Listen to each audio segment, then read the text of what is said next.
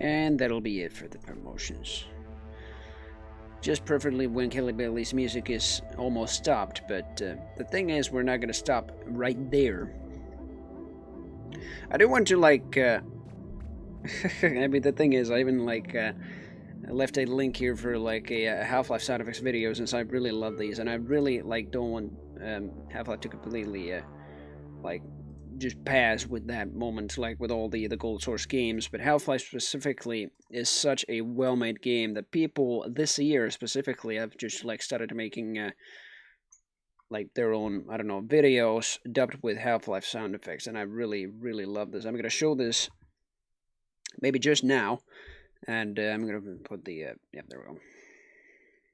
Put that there first, unless I can just put it to full screen, and there we go. So the thing is, I wanted to show this because like I really love this. I've already seen this, but it's really the how would I say, a remarkable work of art in the whole like Half-Life community. It's just like Half-Life itself is such a well-made game that of course they like, I don't know, the whole community just had to make videos like even like, I don't know, put movie clips in there. For example, James Bond, some of those have been made, and then just like replace the sound, I guess, with Half-Life's sound effects mostly, as well as like not only with like, I don't know, Gordon Freeman's crowbars and stuff like that, scientist sounds, but also the environmental sounds, as well as music, and it's hilarious what they've done. This is from a like, I don't know, originally this is like a Turkish movie, I believe, and I don't know the name of it, but it's like the it has one of the the funniest deaths in movie history, perhaps, no matter like if it was Hollywood or stuff like that. But the thing is, it's it's so well made with the whole Half-Life theme. Not only has he replaced the sound effects, but he's also like added the well, like what most of the Half-Life sound effects movies or like the videos have. They have the health and armor and even the ammo counters sometimes, and some, like, what is it, the environmental damage encounters and stuff like that. So this guy has even implemented the very original retail console, and he's got God mode on. It's restarted and what, look back, reconnect. Yeah, I don't know, but he just put God mode on, so I don't know. Here we go. So this is the Turkish movie clip. No graph out of Dave rebuilding. Who are you? Stop! Don't shoot! I'm with the science team. All right.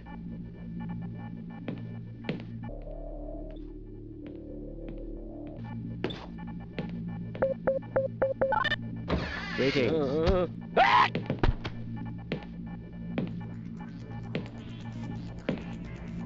First, You I'll have to are say, from the Anomalous Materials Lab.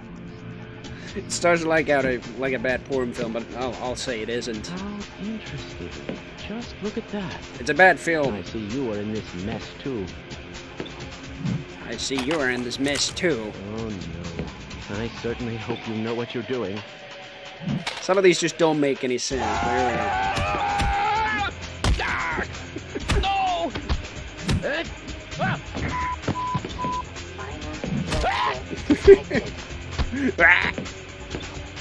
we go. Like every time somebody's hurt, they just always gotta make the scientist sound.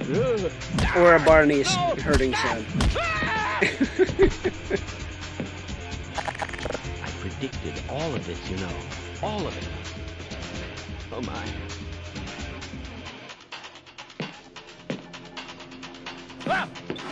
Ah!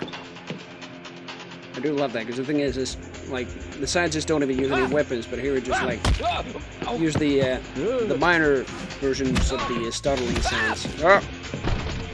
My goodness. My goodness. I can't take much more of this. Alright, he picks up a gun, then he grabs out the console, holds frame rate to 0.0000, I believe, yeah, or 1. This is so well done.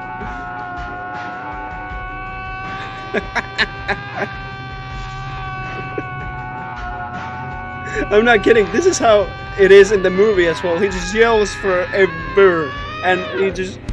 he's being shot. I love him too. Welcome, Coleman, welcome.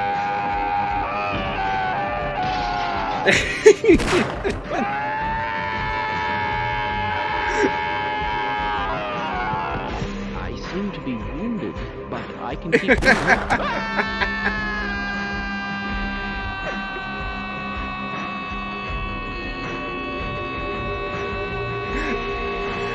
Honestly, that's how it is in the movie. This is one of the funniest death scenes in cinema history.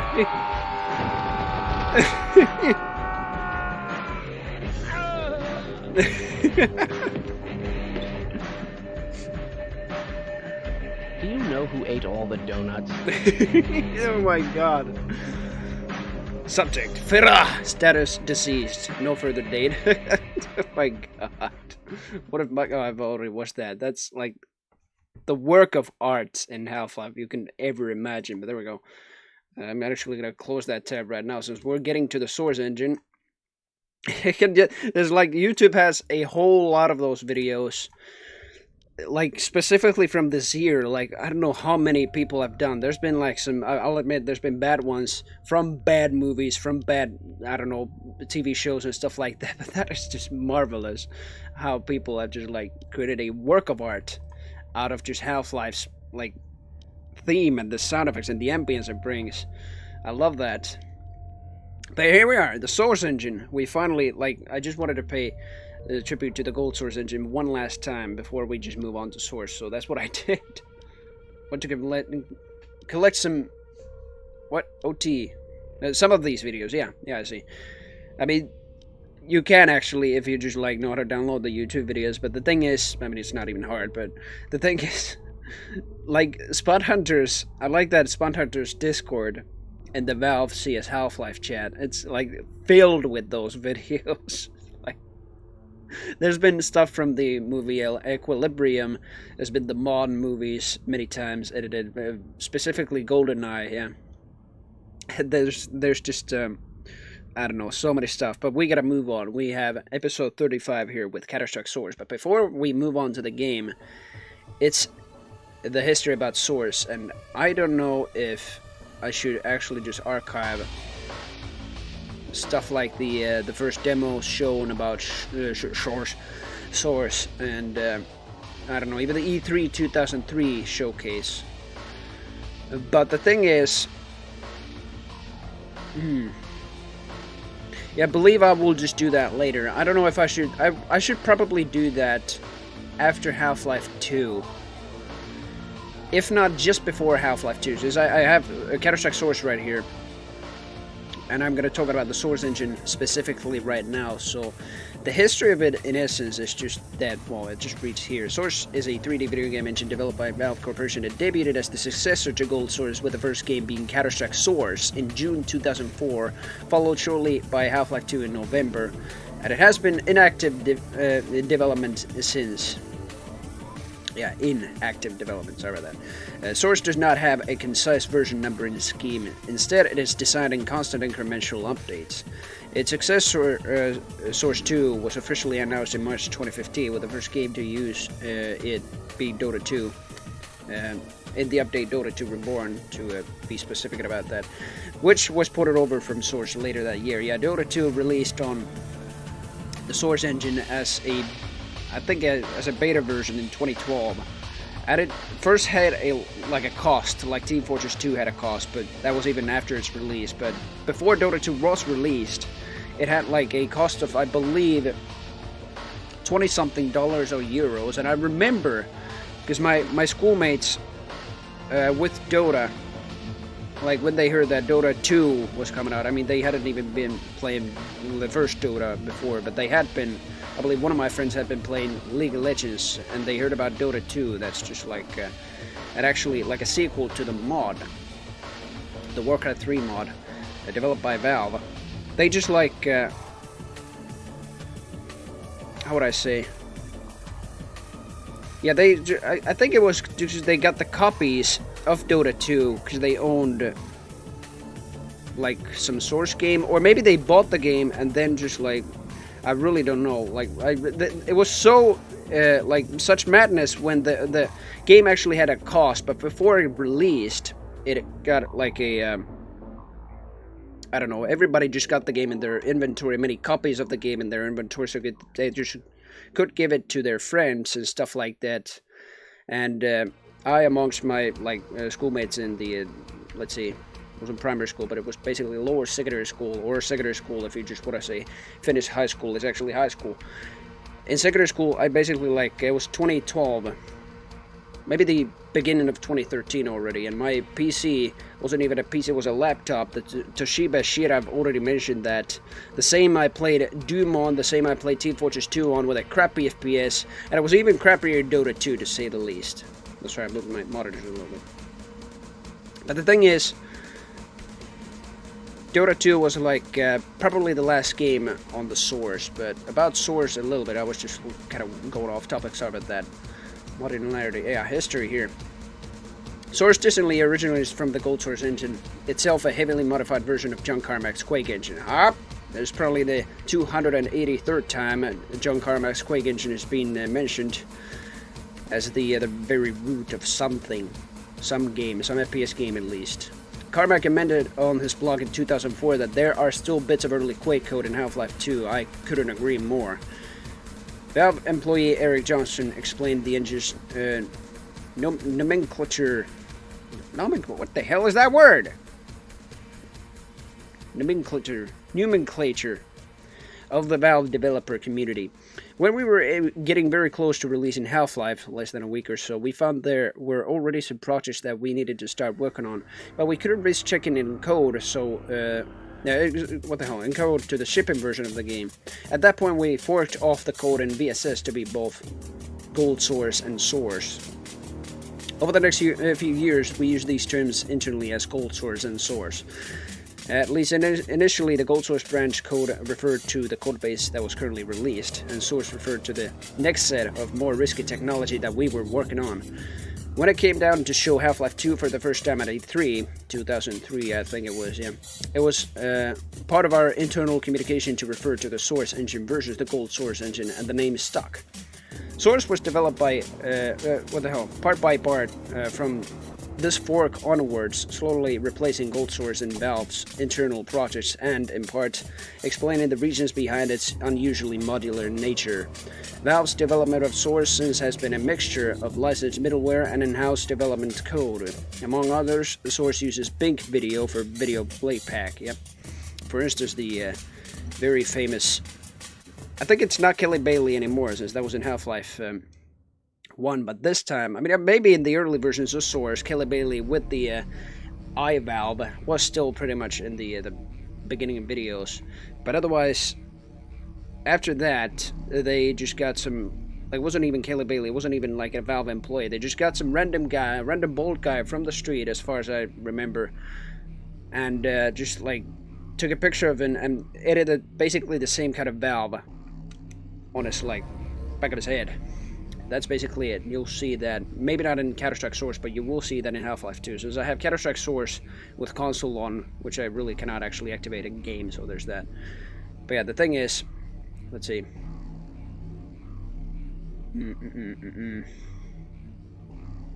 Source was created to evolve. Yeah, it was modularity and auto upgrade. So Source was created to evolve incrementally with new technology, as opposed to the backward compatibility breaking version jumps of its competitors. For instance, I believe in Tech 4 was one, yeah.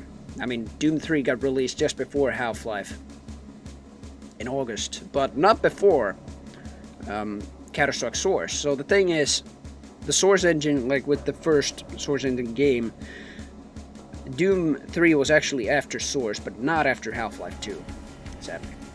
But yeah, different systems within Source are represented by separate modules which can be updated independently. With Steam, Valve can distribute these updates automatically among its many users. Sorry about that. In practice, however, there have been occasional breaks in this chain of compatibility. The release of Half-Life 2 Episode 1 and the Orange Box both introduced new versions of the engine that could not be used to run older games or mods without the developers performing upgrades to code and, in some cases, content. Sorry about that. Both cases required markedly less work to update its version than competing engines. This was demonstrated in 2010 when Valve updated all of their core Source games to the latest engine build, as well as their, let's see, I mean, Steam also got some stuff upgraded in 2010. I mean, to start off, it got the achievement thingies and everything, so Source was also, like, supporting that. Yep, so it also had the latest engine build with the achievements. But the thing is, let's see, Source Engine released in 2004. Yeah, these are actually the versions of Source that are actually also in Steam, or on Steam. And 2006 was the term used for Valve's games using technology that culminated with the release of Half-Life 2 Episode 1. HDR rendering and color correction were first implemented in 2005 using Day of Defeat Source, which required the engine's shaders to be rewritten. The former, along with the developer commentary tracks, were showcased in Half-Life 2 Lost Coast.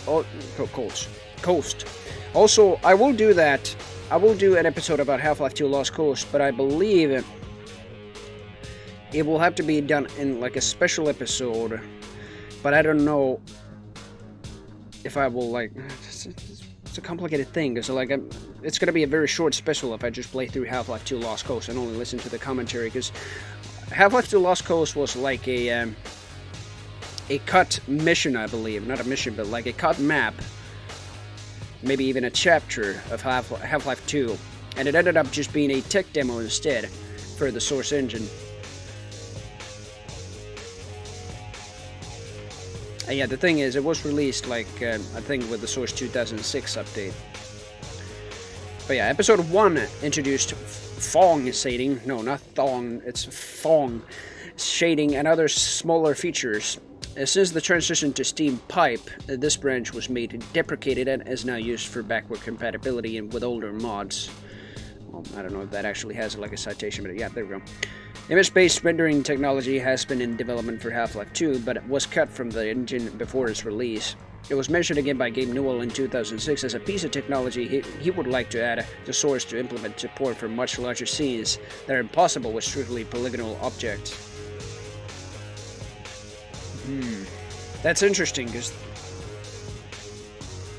like Half-Life 2, when that released, yeah, that was cut from Half-Life 2's release, but yeah, it was mentioned again by Game No. I believe this is actually in Half-Life 2 Episode 2, where, and I will get to that game, but when you're in White Forest, for instance, it has such a large map and such a large environment that I believe it was just later added in Source 2006, or even 2007.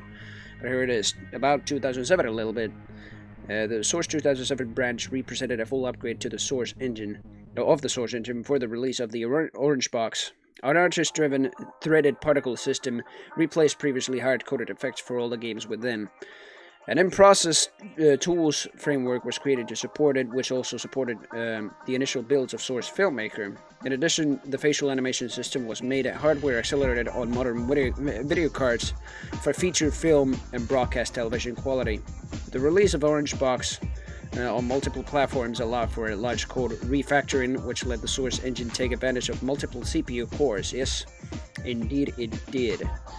And this is interesting because then, like before the 2007 branch, even in the settings, in the video settings, there wasn't a thing, I believe, at least. There wasn't a thing called multi-core rendering, so the engine would actually just like utilize like all the cores in your CPU. But I believe it was in 2007 when you actually had multi-core rendering and the game actually ran better thanks to it being on.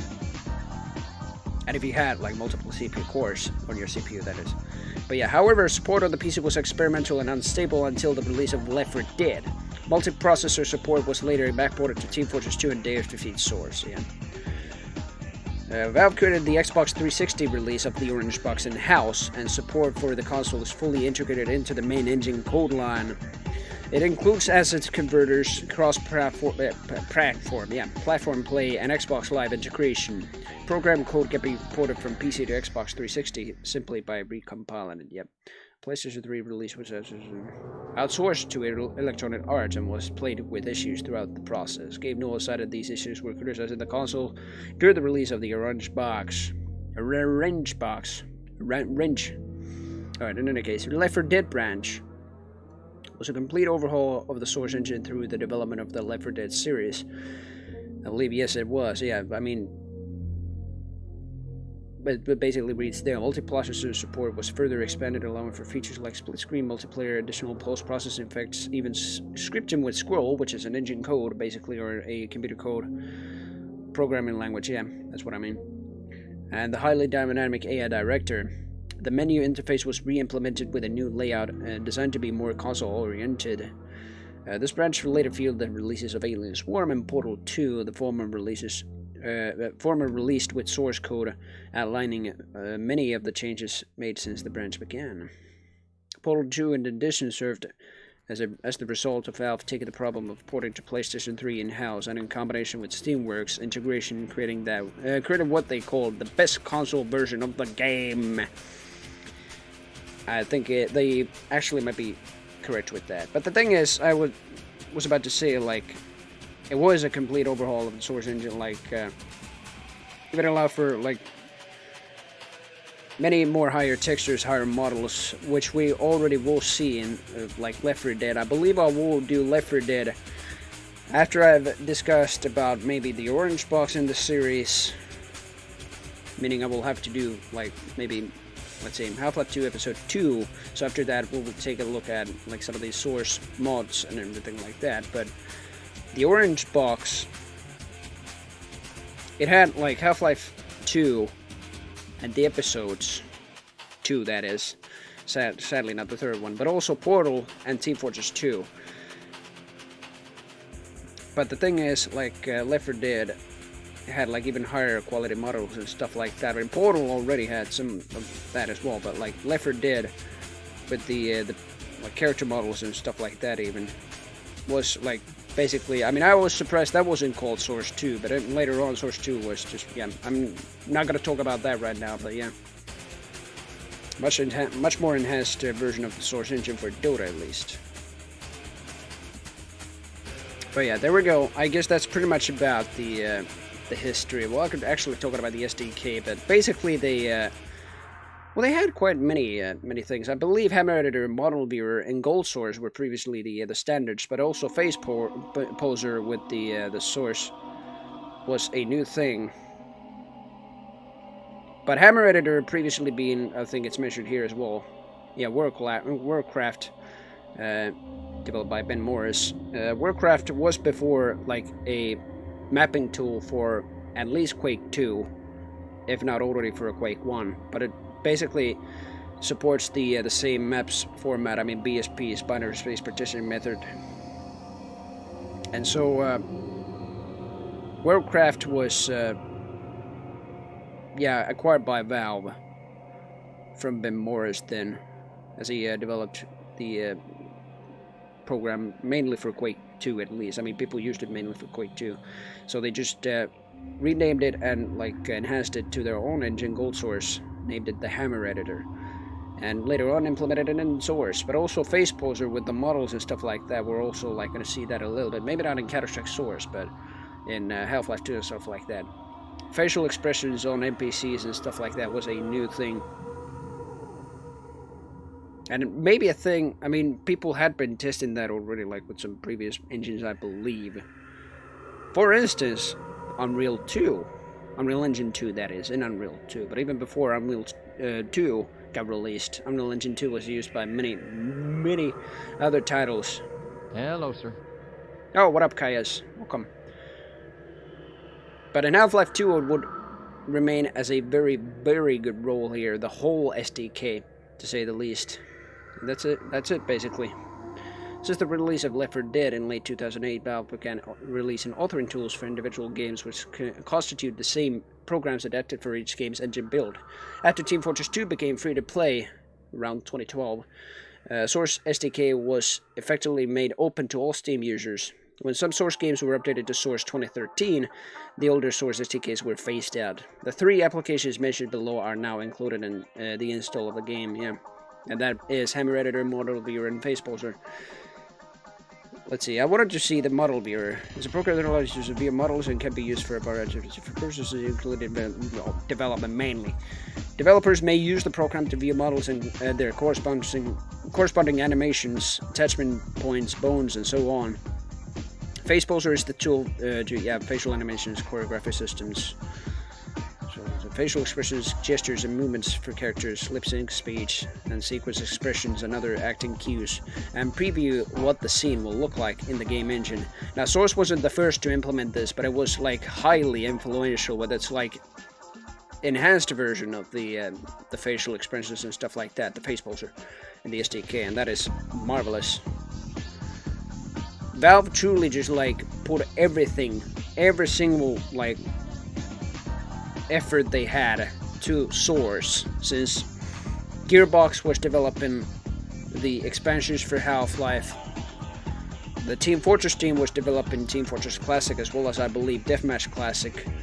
And then Ricochet, I believe, was just by Valve in general, just to make their own like kind of small arena shooter for the Gold Source engine. But then, like, Catastrophic Mission Zero was developed by Ritual Entertainment and Rogue Entertainment just before that, as well as Gearbox and Turtle Rock Studios. And Valve actually just, like, in the meantime, for 6 years after they released Half-Life, they had worked on the Source engine. But the problem was, with Source, it affected not only like the release of Half-Life 2, which I will talk about later, but I will have to mention it right here. Half-Life 2 and Counter-Strike Source got released a year later than its like official like announcement would be, like in 2003. But the reason was they got hacked, and I believe they just like I don't know. They were of course afraid that like stuff like the whole engine as a whole like would just get leaked and stuff like that, so they knew who did it. I don't remember this whole story, but they knew like it was a German hacker. They tracked him down. Gabe Newell like invited him to like to work at Valve, and he was like super excited, like stuff like that, because it was like I don't know, very keen on like leaking out the Source engine, I guess, and as a whole. But the thing is, like, they invited him to Valve, I believe, and then he pretty much got arrested or something like that. I don't remember the whole story, but that's like pretty a pretty clever way how they got the hacker. But eventually it got released, yeah, in 2004, and Counter-Strike Source got released in 2004, and then how many months is that? 4 months later, Half-Life 2 would release, November 6th or 7th. If not a little bit later. There we go. Also dedicated server, yeah, standalone launcher. Basically the same as Gold Source's dedicated server or Half-Life dedicated servers, just in the Source engine. Filmmaker, this is interesting. The Source Filmmaker, or SFM, is a video capture and editing application that works from within the Source engine. Developed by Valve, the tool was originally used to create movies for Dev Defeat Source, which they did, but is more associated with Team Fortress 2, yeah, with the Meet the Classes movies. It's interesting. I will get to Team Fortress 2 with the 2007 release with it. Today it is open for public use and downloadable via the Steam client, and yeah, that is marvelous what they did with the Source Filmmaker alone, is that has its own, like, kind of art style. Mainly because, like, it's, first of all, I've already, like, mentioned this in my Machinima special when I did the Quake demo and Machinima special in Gold Source FPS. But, like, I don't know, I mean, the thing is, like, Source obviously is, like, related to Quake, as was called Gold Source, but, like, Source Filmmaker just expanded the whole Machinima thingy of the engine. And that created the Saxies, which mainly was a TF2 thing. But the Saxie Awards was like an annual thing with Team Fortress 2 animations for the Source Filmmaker. And I don't know when they began, but the first Saxies I saw were like in 2012. What the hell, yeah, 2012. And I think it was with the release of Unbalanced Teams with that video. But I think I've already just watched that. Yeah, in my Quake demo and Machinima special, but that was it basically for the Source, like, history and stuff like that. Destination workers, yep, developer community.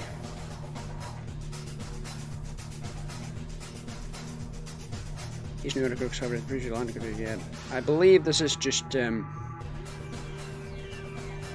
not too too important to read, but the thing is, here are the games that were released on the Source engine. Dota 2 is missing here, but it's because it's on Source 2 here. Yeah, Dota 2 in 2013, form Source in 2015. But I'll be damned. You see a pattern here? 2, 2, 2, 2, Episode 2, Episode 2, Left 4 Dead 2, Team Fortress 2, 2, 2, 2, 2. Gabe Newell cannot count to 3. Honestly, I mean, that's why my season even is called Valve Timed. It's even like, it works like a goddamn Valve Timed engine. It can work like 2 ways. I mean, it's complicated to explain, but like, I don't know. Basically a 2-stroke engine. Cleverly named 2-stroke. Or 4-stroke. There's no 3rd-stroke engine. But yeah, the thing is, they release Half-Life, so just like it's burned with release, and then like they take a recess and invite like other companies to make stuff for their game, like expansions and multiplayer stuff like that. Even like Counter-Strike Condition Zero, which was a like not complete bullshit, but the deleted scenes was, as you might have already told from my previous episode. But yeah, the thing is, then they work on Source, which they quickly work their way back up with their new release, and then finally, yes, and then they release Episode 2. Oh, sorry, 1. What the hell? And then Episode 2, I don't know. It's complicated to explain, but that's why, like, it's works like as a, I don't know, 2-stroke engine or a 4-stroke engine.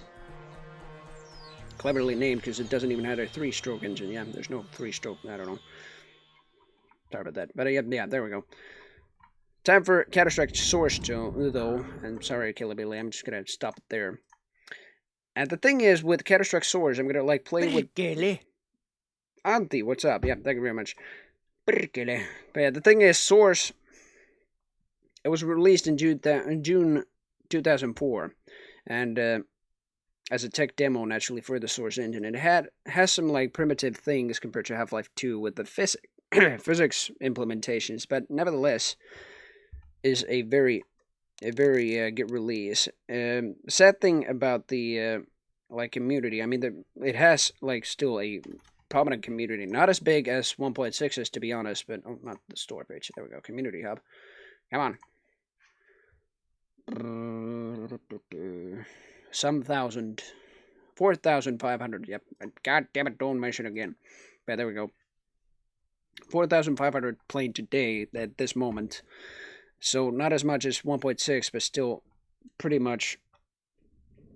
But the sad thing is that the competitive scene, especially professionals from 1.6, did not like Source, mainly because like not only the skill ceiling was low, but also like I really don't know if it came to the physics handling the early version of Counter-Strike Source's engine version just like handled. So let's see. The video stress test was impressive back at the time for me. Yeah, indeed it is. But here we go. This stress test will measure your average frame rate while rendering elements in the Source engine. At the end of the test, you will be able to upload your results to Valve.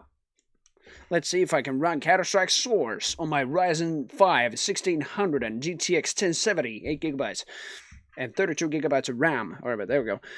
Later, there will be a webpage available with the compiled results. Well, there already is, or I don't know if the web page is already there, but I don't know. The thing is, you can already tell, even today, that this was a tech demo for the Source engine. But let's do the video stress test. I'm gonna say this is basically the same that was in Half-Life 2 Lost Coast with the Source 2, or not Source 2, but 2006 release. But here's basically, like, since this is updated to the latest version of Source, even 2013, it is basically the same today. But before, even with the first version, people just couldn't run this. But let's see if I can run it. Begin video stress test. Here we go. 1080p too, and full settings mostly. Oh boy. To start off, the water effects were already impressive, as were the textures, the detail, and everything that was put into them. Like, look at that, like waterfall textures and stuff like that. Gordon Freeman with that glass. Digital screens were also supported in-game, compared to like what Half-Life had already, the first Half-Life. Objects underwater were also rendered like they were actually underwater. Real-time reflections, exactly. This was mind-boggling stuff. I would say even better than what Doom 3 did, although Doom 3's stuff was also like super like ahead of its time with the lighting and shadows and everything like that. But that's the digital screen basically with the camera there, and that's it. Half-Life 2. There we go. Your average frame rate during the stress test was 296.19 FPS. I was missing 4 frames from the friggin' limit. Oh well. By choosing to upload your data, you will be setting information about the type and speed of your CPU, amount of RAM, and the video hardware that this test was run on. Upload results to Valve. Well, I don't know what I will get, but yeah. I don't know what they will actually like. Well, I think they already know, like, if it's here in the console and stuff like that, but yeah. That I'm running on a freaking Ryzen, but there we go. As far as Counter-Strike goes in the Source engine, though, I already mentioned that the competitive scene did not like it, but it had a very prominent, and it still has a very prominent community. But around the time when it was released, and many years after that even, it has, or had like a, like many community things for clans and stuff like that, even their own websites, and yeah. Yeah, they will look into that soon, haha, yeah. I think. But yeah, I don't know what map to start on. The bots naturally are not exactly the same as you already saw in Counter-Strike 2.0 or even the 1.6 Z bots. But I'm going to include some right here. The weapons were like especially changed for like, well, I don't know, to suit the environment and stuff like that. But to say the least, AK, I believe, isn't like the weapon anymore that has the highest spread. So sadly, like I guess that's why people just like said that it has such a low skill ceiling. It's not meant for competitive play. So there we go. There we go. Let's see, Office or I don't know. Could play on Aztec. Aztec is probably the most impressive map in the Source engine. I mean, god damn it. There was already like a demo, a video demo basically shown on, I think it was E3 2003 or maybe like some other event during the same year. It was shown on Aztec and it was marvelous with the rain effects and stuff like that. But there we go. Bot name prefix. Cable Masters. There we go. Cable Masters. There we go. Cable Masters. Much better. Radio chatter. Static radio, as we already had in Condition 0. They can carry basically everything if they want. Starting money down to 800. Default. 90 minutes. Jesus. Well, that will basically be it, though. Yeah, let's go. D Aztec. We're probably going to play as CTs if they actually manage to capture this. Oh, yes. And the description is basically the same, but what was improved naturally, as you can see, is that they introduced the models here instead of like pictures of the CTs and terrorists. Now they're just like, look at that. First when I saw that, I was half impressed that I could actually run a Source game on my PC, since this was the only Source game that actually ran on like over 60 FPS on my freaking Toshiba. But later, I mean, even before this I had Team Fortress 2, and I was already surprised that, hey, this uses the same sounds, but yeah, it's no wonder it's by the same company. Sorry about the crosshair. I really do apologize about the crosshair, but I really have this from the days of my Counter-Strike play, basically. Just see, yeah, you remember that. You remember that, Auntie. Yeah, you remember that. Oh my god, you remember that. The thing is, the only way I could actually, like, really play CS Source specifically, because that was the only game that actually ran pretty good. The only game I had on Steam back in the day, like 2013, beginning of that. I could only play it with bots, since I didn't even have like a very good internet. Not to mention like the maps on the Finnish servers that I just mostly went to. I'm not gonna say they were crap, but they were crap to me as like when I was a kid. It's complete bullshit. But today I respect what they did with the maps and stuff like that. I'm gonna actually just like oh, one's left. There we go. Cable Masters are dead. Like that, they're all Cable Masters. I'm gonna play on the Finnish server. It's called, like, I believe, Hellarikerho. Yep, and they have people there. I have voice enabled to 0, as well as the sprays to, like, disabled. I'm gonna buy an M4. There we go. Oh, and yeah, I'll go. They fixed many stuff, actually, when they just made this. There's no more tactical shield compared to 1.6, and there's no more, like, the silencer switch you could do with 1.6.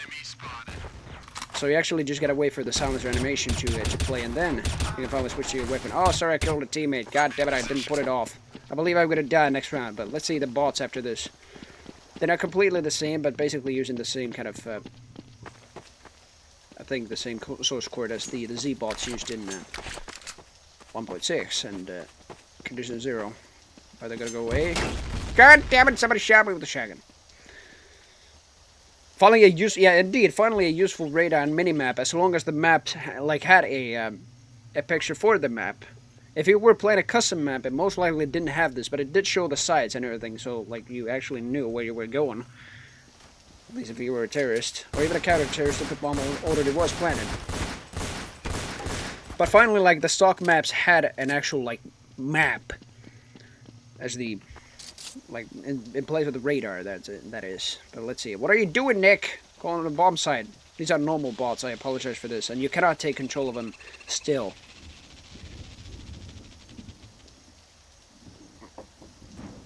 But you gotta admire the graphics of, like, what the hell? 2004. This is, like, the textures, even on this level, I mean, I basically have to set them all high, I believe, but even, like, in 2004, a normal gaming computer, what you had, for instance, like, games like, I don't know, Unreal Tournament and stuff like that, they could even, like, run better than maybe Source. I'm not entirely sure. But Unreal Tournament 2004 was a direct competitor to, like, Source's multiplayer standards, such as Counter-Strike Source.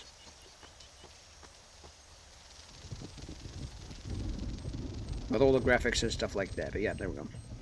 There's even detailed textures and higher polygons than what you already saw in... oh! God damn it. What you already saw in 1.6, or even Condition 0, which was an overhauled version of 1.6, and god damn it, I died because I killed a teammate that round. I gotta disable that option. I gotta disable, like, friendly fire entirely. I don't know if I can. CL. Is it SV? FF. No. Fire. Fire! Cable Master's Norm attacked the teammate. God damn it. Taking fire, need assistance.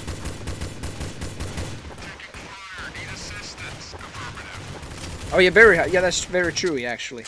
I didn't notice that, but yeah, I did put them too high. I mean, basically what I already had for, like, the recommendations. But yeah, texture detail can be very high, and I'm gonna do that, actually. And let's hear that glorious,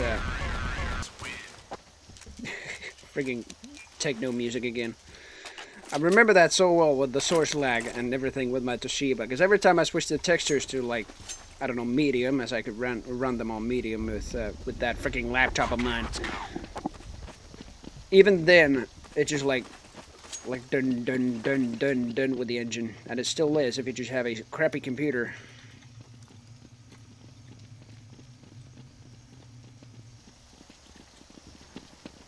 But I love the FAMAS especially, because the FAMAS here, unlike in 1.6, when you put it to burst, on the first fire it's fully accurate.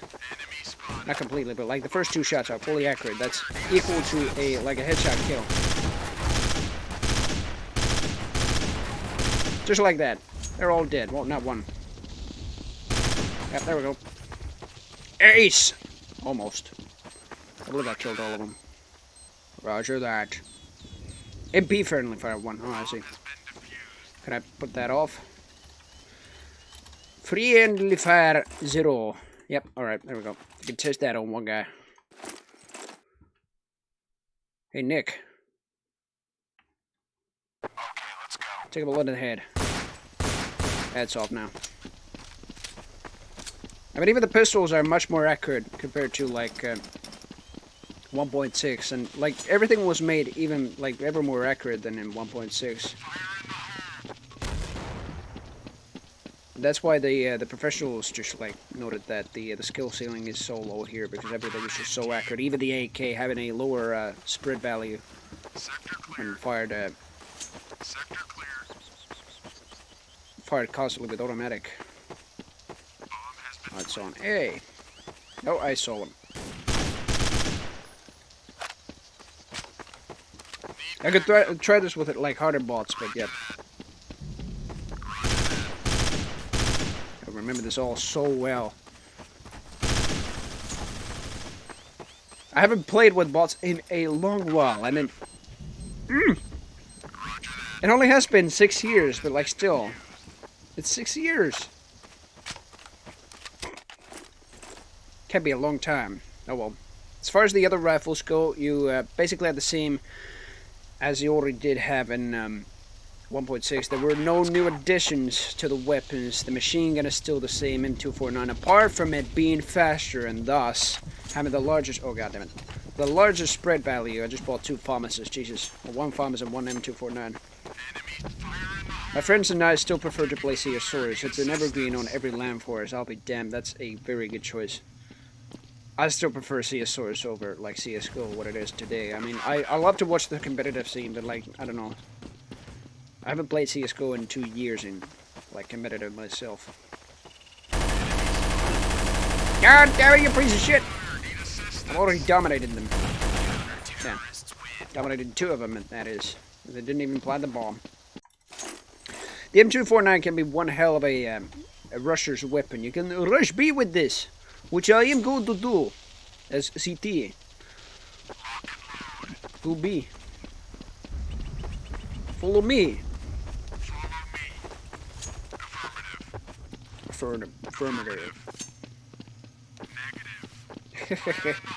Negative. You disobeyed a direct order. God damn it, I'm your commander, as I already was in Condition 0. God damn it, nobody is on B.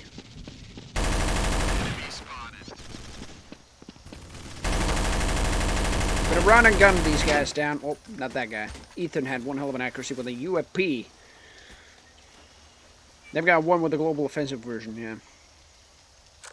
But I played it for quite a while, from 2014 to 2017, I believe. Yeah, it's been 2 years, so yeah. But I didn't play it any more often when I started high school in 2016, August 2016, and it was mainly because I don't know. Not only like did my high school start, I really got like much harder when it comes to school, but also like I bought Overwatch in October 2016, and I streamed that. Oh god, we died. I streamed that fairly often, not immediately when I bought it, but like pretty much when 2017 came around. Alright, here we go. Okay, let's go. But I never like touched CSGO ever, and after I don't know, the beginning of 2017. It's almost been 3 years even. Enemy spotted.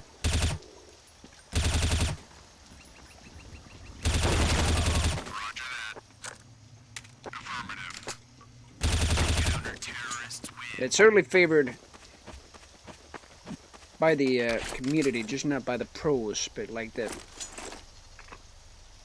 community of Counter-Strike, at least like the majority, they still like Source, because like the clan tournaments were still there, the community tournaments were still there, and many websites and stuff like that were based on the clans, and yeah, that was marvelous. Even CPL got around to it, but never like, I don't know, on a real professional scene, I guess. I still follow the pro scene in CSGO, but really played myself. Yeah, not exactly the same. Sector clear. Sector clear. Sector clear. They're probably on B. Sector clear. Yeah, these bots are child's play. I'm gonna try harder bots next time I get around to the next map. God damn it! Well, when I say child's play, not completely. He just killed me with a clock. Glock. He killed me with a clock, yeah. No, not killed me with a Glock. I do like it, though, that the first weapon... I remember when we played it with my cousin with the laptop. I got around to, like, the first weapons I ever got around to was the Glock at first, then the USB, because we switched sides sometimes from terrorist to CT, but we also, like, bought weapons like, what is it, the P90 and stuff like that, and we just slaughtered them. The bots, that is. We never played it online. That's a marvelous thing. The only thing I like more of CSGO compared to CSO is some changes to some maps. Yeah. Yeah, exactly. Nuke is one good example. I mean, the thing is, I don't know if not much got changed in Nuke compared to 1.6 and Source, but compared to Source and CSGO, I believe CSGO's version of Nuke is better. Italy or Dust 1 feeling more balanced with... Oh, god damn it. Never read chat while you're in combat. Sector clear. You can't kill me with a Glock. Oh well. More balanced with the new waves, yeah. I mean, I haven't seen the new Italy or Dust 1. And I don't know if the hostage situation in CSGO is like any bigger today as it was like when I still played it. I didn't play it much because, like, I don't know. I like what they did with the hostage mechanic. I mean, here, and even in the previous Counter-Strike here, hostages would just not be tied up. They would just be standing there, waiting to be released. In Condition Zero, it was like, as soon as they saw a CT, they was just like, hey, over here! And then they just, yeah, followed you around. But the problem was in pathfinding. Here, though, like, they just, like, stand there around. And as soon as they just, like, you press use on them as a CT, it's just like, okay, let's go. Turn their head on your side. And then they just follow you. But the problem was the pathfinding, and that's why they changed it in CSGO. They just, like, immediately when you saw a hostage, it was tied up, and there was only one hostage in one place. For example, CS Office has 2 of those places. That was 4 hostages in total, so 2 were in one place and 2 were in the other. But here in CSGO, not here, but yeah, in total, in CSGO you had only 2 hostages, and 1 on the other and 1 on the other place. And you had like a hostage rescue kit to like untie him and then put them on your shoulder instead, so they don't follow you around. They're always on your shoulder, but I believe you just moved slower and stuff like that. Alright. I'm in position, me too. I'm in position. I'm in position. It's probably gonna say negative to me.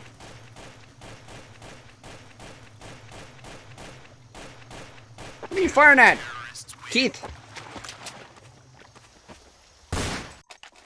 I like that. I'm probably gonna like end it there, like the Aztec map there. I'm actually gonna, let's see, get another server on another map, which would be good. Italy, I guess. Let's put them on hard, and then put the let's see, normal radio, I believe it is. I join random teams. Win limit round 16. Jesus. Let's put it to 10. I don't know. Maybe 5 could be enough as well. But yeah, let's put it on 10. Starting mounting 800.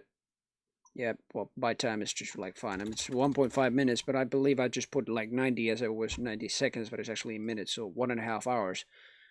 But yeah, hard should be at least harder. Different goals to humans. Nah, it's fine. Let's go. It's definitely not. Well, what is definitely not? Easier. Well, I don't know if it's any easier, but it's like, I don't know. I like what they did with it just to fix the pathfinding, but like, I don't know if people just like that too much because of the mechanics, but it was more realistic with the hostages.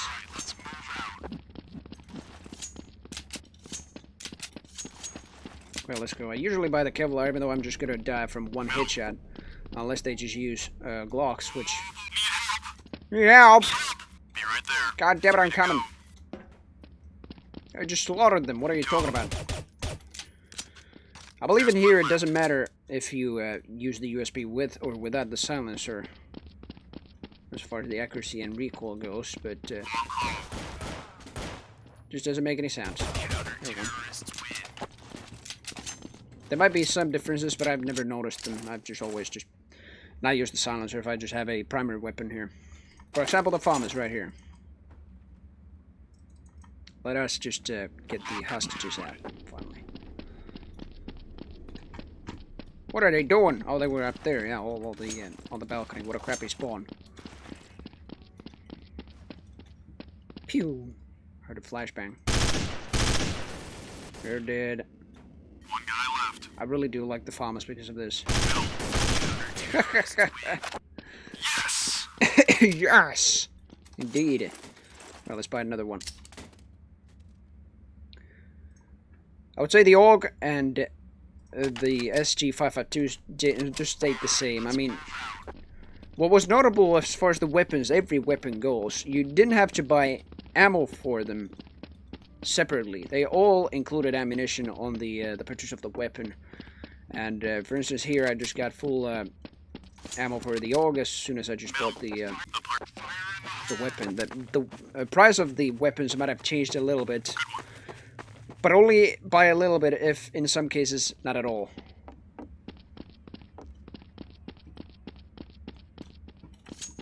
But the ammo like didn't cost too much. So, it didn't cost too much, so it didn't impact the whole income of your money per round and stuff like that too much. Hello. 2 to go. Yeah, this time the bots are much cleverer. They don't wait for you like in Condition 0. They don't wait for you to do the objective yourself until you either die or do the objective. They take the hostages themselves or even defuse the bomb themselves. Also a very, very good improvement from Condition 02 source. Oh, he's dead. Rest in peace, man. Did he have a deagle? No, he had a Glock. So do I. As far as the Glock goes, it's more knackered with burst, but every time I just go to pistol round with, like as a terrorist, I always like to keep it burst. It took me like half a year not to spend the buy ammo buttons for primary and secondary ammo after the weapons buy. Yeah, indeed, it was a huge change. Though not as huge for the like your money and stuff like that in game. So yeah, he's here. I know it. No, he wasn't even here. Where was he? Come out, you fool! Oh well. Next weapon. Scout. My favorite sniper in the game. Here, I've somehow, like, I don't know, get the Scout reload to work, I believe.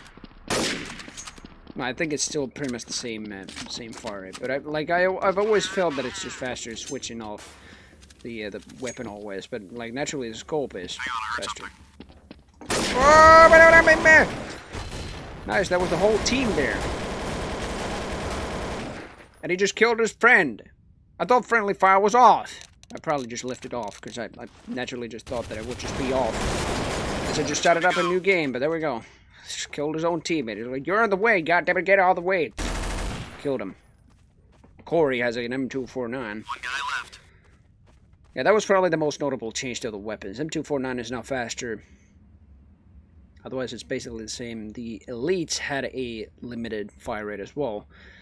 Like, now you cannot spam the fire rate button just like this with the elites and fire it like you would fire an MP5, for instance. Come on. You hear him? God damn it! We lost a round against terrorists with AKs. But yeah, there we go. You probably have already seen that the AKs now much more accurate. The UMP, basically the same, if not even more lethal, thanks to the accuracy. Even when just you're running. Very good running and gunning weapon as well.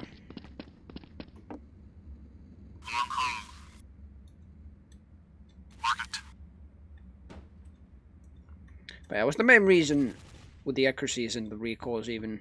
3 left.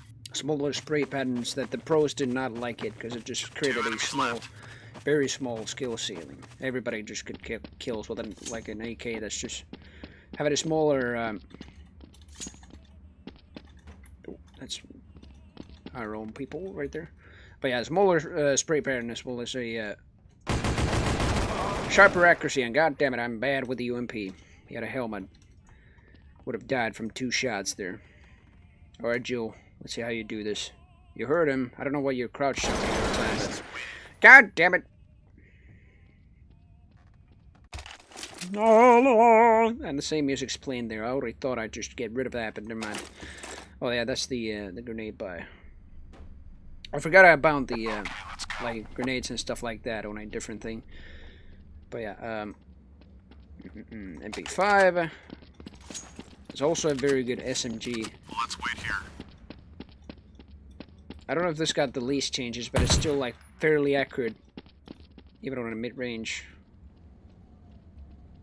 Not even more accurate. Alright. Nobody here. Nobody there. Somebody's gonna be at the door right here, I believe. No.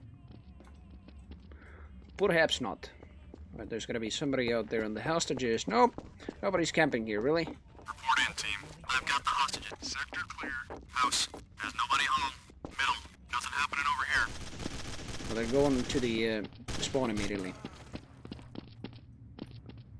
Mark it.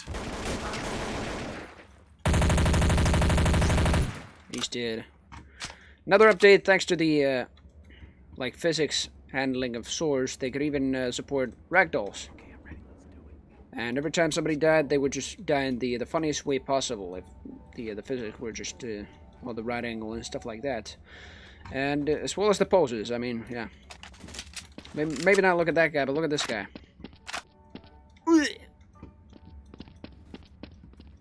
Or this guy. Ow, my ass! Oh, I'm sorry. God damn it! Now they feel like players, actually. Damn.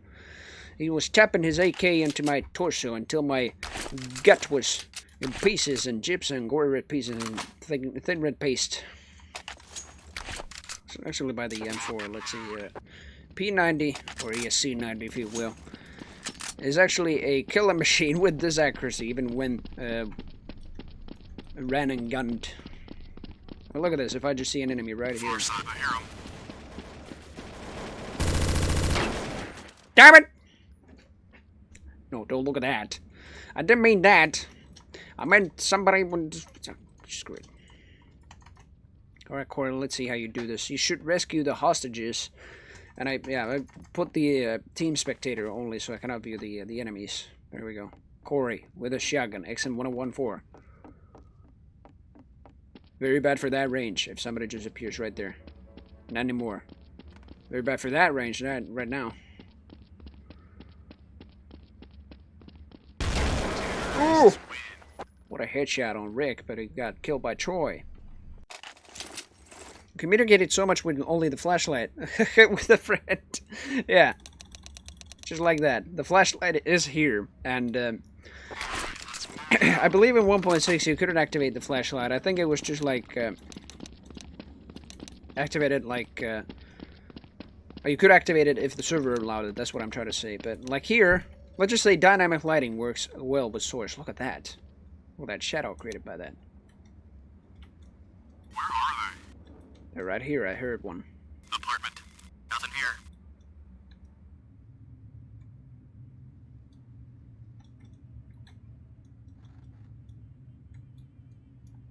Nope.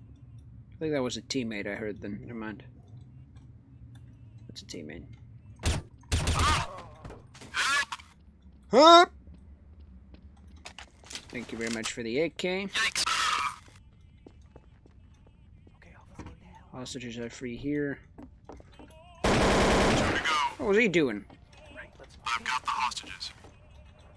Also, like as far as the not the player models, but the weapon models go, the weapons like looks so much smaller, especially the AK compared to like 1.6's AK. The barrel, for instance, which was the handle. The four-handle on the barrel was so huge, but here it just looks like a puny weapon. This looks like more of the RK-62, our Finnish rifle. Apart from the wooden handle, naturally. Yeah. Still, it's such a small rifle here. And even like, well, not every weapon was like made small like this, but like, still, it was like the precision of the weapon model, I guess, that just like made the difference, whether it was like looked small or big or stuff like that. I heard you. You too. God damn it, you and your accurate AKs. To find each other. yeah, runs down. Yeah, exactly. Think on global offensive, they removed flashlights, which is a shame. Yeah, I mean, you didn't have him, as far as I'm aware. You didn't have him in 1.6 either. You just like if he had a very dark area, that's what the night vision was for. But that was fairly overpriced, and it still is here, even though the night vision is still here, but it's still like $1,000 in in-game money, which is like as much as a Kevlar.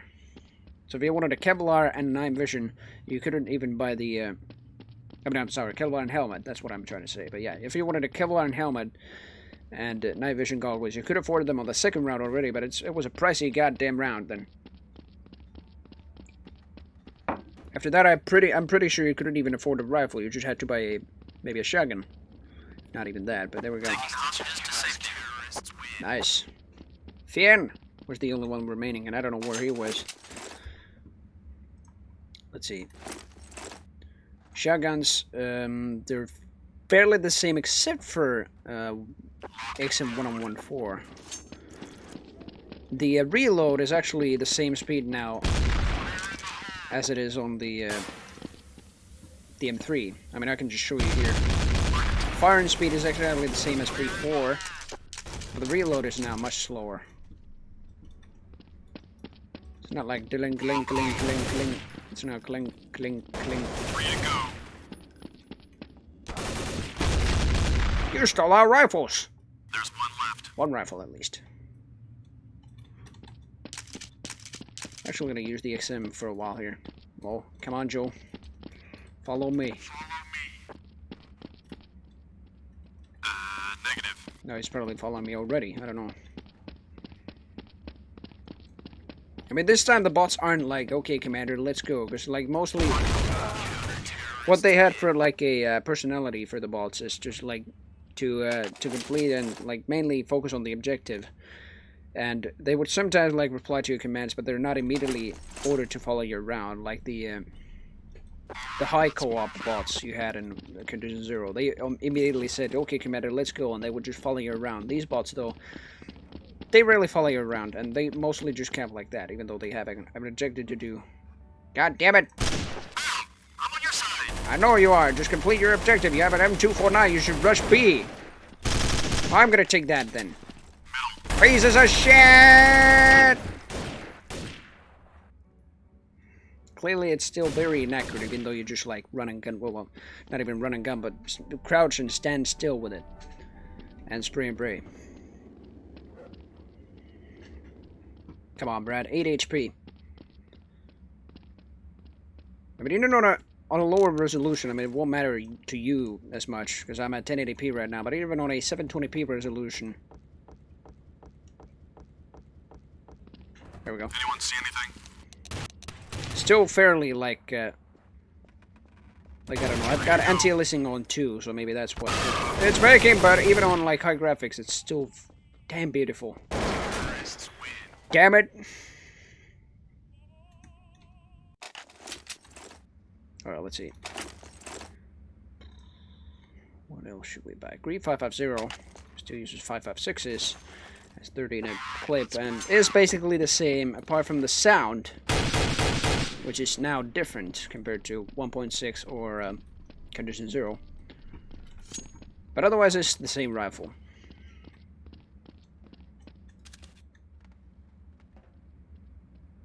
I hear ya. Report in, team. Fire. Enemy spotted. Apartment. All clear here. Middle. There's nobody home.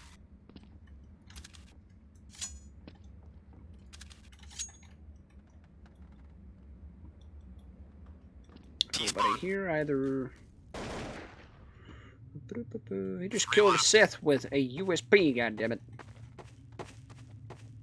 Also, depending on the weapon, I mean, this was already a thing in 1.6, but I believe it's like much more prominent here and visible here. When you had a weapon, like a much bigger weapon, for instance, the Krieg 550 or the Magnum sniper rifle, even, you walked slower. 2 to go.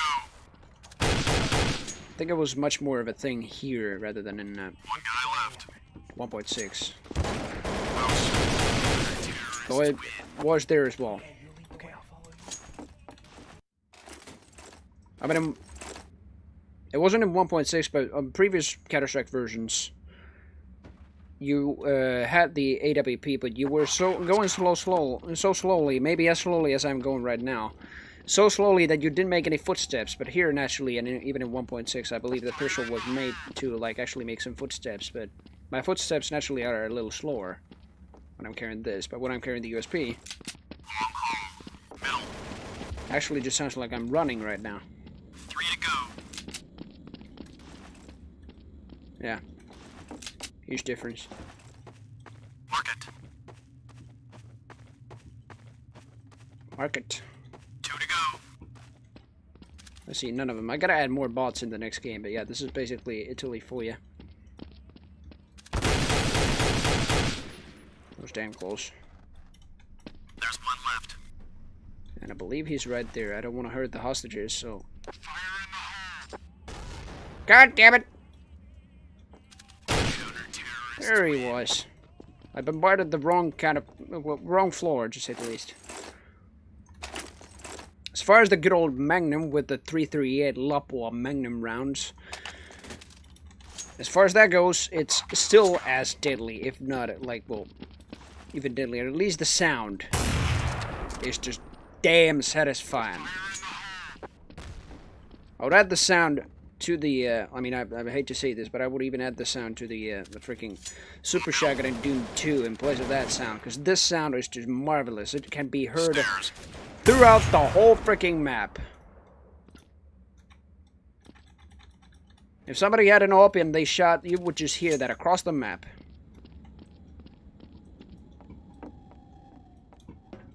That's when you know you're in trouble, because like you're being watched by the very 338 Lapua Magnums.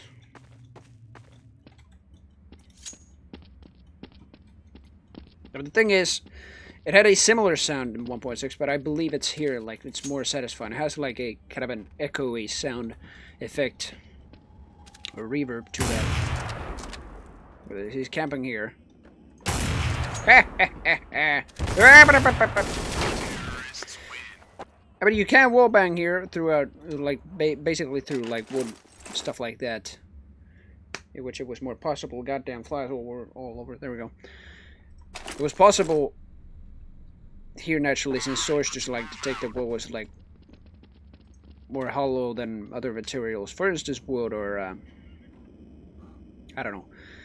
Still, like, it wasn't possible in 1.6, I believe, so like even in Dust 2 you could even wall bang a freaking concrete wall in I believe it's in the tunnels, yeah. Let's wait Through here. B. Yep. There you go. I'm gonna take the AK instead. Small looking AK. Small boy. Oh, hello. What do you have? You had an AK as well.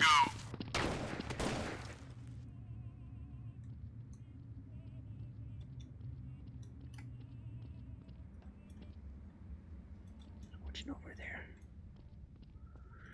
Anyone else want some?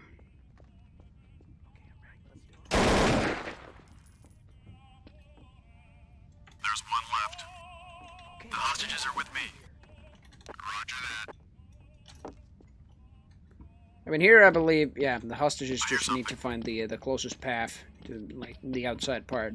In Gold Source, they wouldn't just follow you around, but in here, where did he go? Oh, over here, I believe. Yep, fell down here. Now it's going upstairs again. Come on! God damn it, I'm coming all right. Terrorists win. Ouch. There we go. That was it.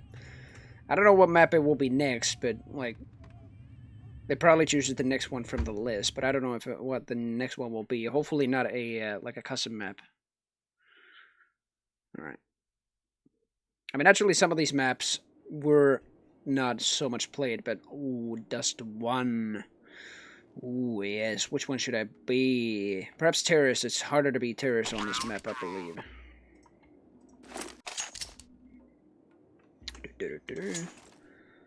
Yeah, sometimes those hostages were hilarious. They would try to find the freaking closest path, but at least they tried to like find a path instead of like being stuck on like the gold source bots. But it was still hilarious to watch. Yeah, it's just so like they're running around and everything. I got your back. Funnily enough, those are models for Half-Life 2's citizen models. There's one left. Or like the citizens, yeah. And to say the least, one of them was unused in Half-Life 2, and that was just the hostage I took, and who just fell down the balcony there. But I'm pretty sure the other hostages were, like, fairly used. And when I played Half-Life 2 the first time, I had naturally just played this one first. So, when I played through Half-Life 2 first time, I was like, hey, I rescued you many times in CS Italy or Office or stuff like that. And now you're here. And now you're suddenly captured by the Combine. But I really do apologize for the crosshair. I wanted to make it like as close to a circle One guy left. as possible, and this is what I came up with. I mean, you can barely see it because it's like Planting an A. a high resolution, but yeah.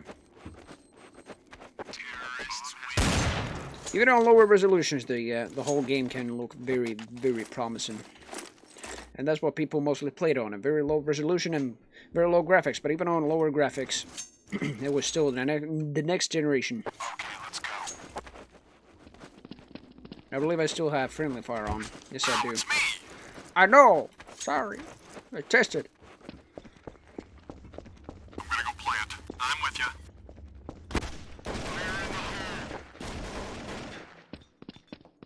Three to go.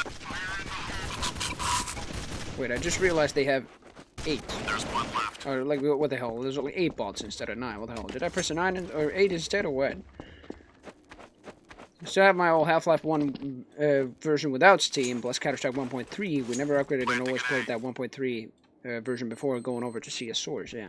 Bomb has been planted. I did play that. I mean, you saw that yourself, Caius, probably. But I did play the Steamless version of Half-Life. But I didn't do 1.3. I did do 1.5 though, and the beta 7.0b release. Pod bots, yeah, I did it with Z-bot bots basically, or Z-bots in 1.6. But here they're like officially released, as they already were in Condition 0. But here I believe they're just much more sophisticated with the pathfinding stuff. I'm with you.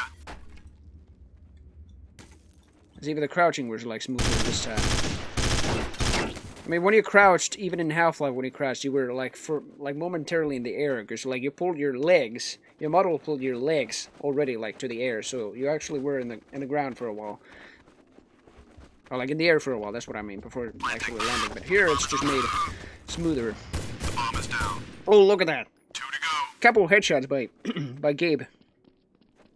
Damn, Gabe Newell. I mean, these are, as far as I'm aware, these are some of the developers of Valve, I believe. I don't know, at least the CS team. I mean, Gabe is here, Gabe Newell.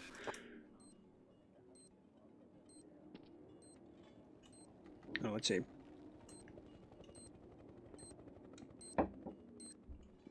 Jim is probably coming the other way, but... Ah, it's good to see you. Oh, what's up, White Light? Hello. Gabe is probably very aware that the... Oh, yes. Oh, he's coming here. He heard him. Yes, yes, he did. Oh, shit. Jim just killed him. Finn, oh, sorry, Xavier, it's up to you, but no, goddammit, we just lost. It's game over. But I can barely show you what it was like to play, most likely at least. Back in the day, I mean, I don't have any experience from, like, back in the day, 2004. I was barely 4 years old back then. But on a 4:3 scaled ratio, perhaps a 768 resolution, and then medium graphics, maybe even low shader. Some of these are either low or high, but low shaders. Shadow could be medium, reflect world, color correction enabled, anti-aliasing none, trilinear filtering mode, as well as other things. I don't know if like some... Where are they? Shut up. Some more filtering modes got released over like Source 2006 and 2007, but trilinear and bilinear were the first ones. Disable motion blur, no high dynamic range, and that's it. No multi-core rendering, there we go. Oh no! Disconnect from my current game. How am I gonna survive? I'm at least gonna change the settings so that's actually fine. Alright, there we go. Oh, I just like started the game again, I see. I'm still gonna quit this game because, oh shit, console is so freaking big. Save goes to the server list. Damn it. Damn it, damn it, damn it, damn it. There we go. I believe I put the player count to 9. No, number of C people is 9. What the hell?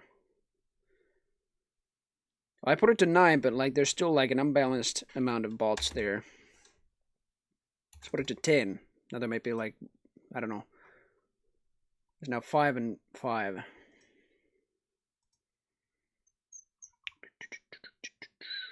Friendly fire off. Team killers are next time because there's no team killers because there's no friendly fire. Disable chaser, def cam. Spectate anyone. Footsteps can be on.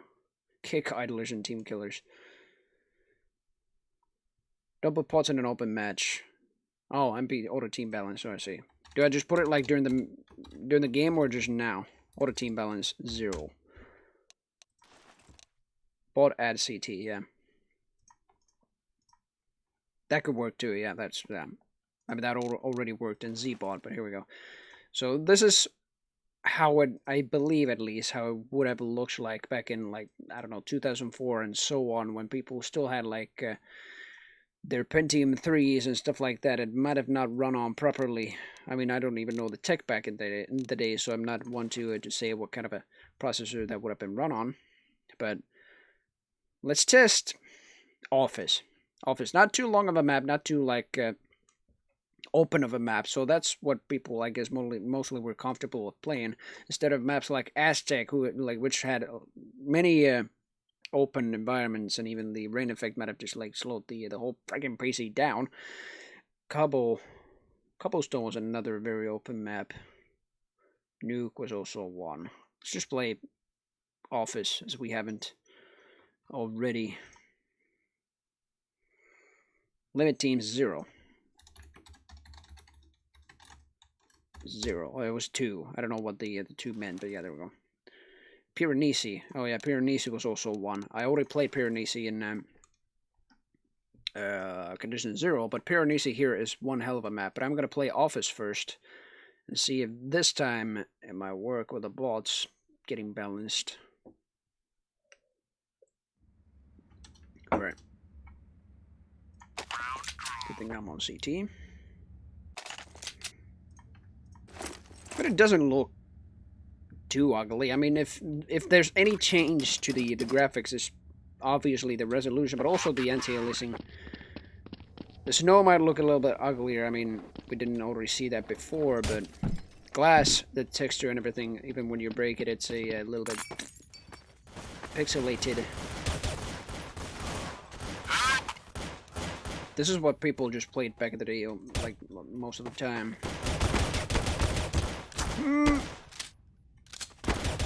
You little bad aimer.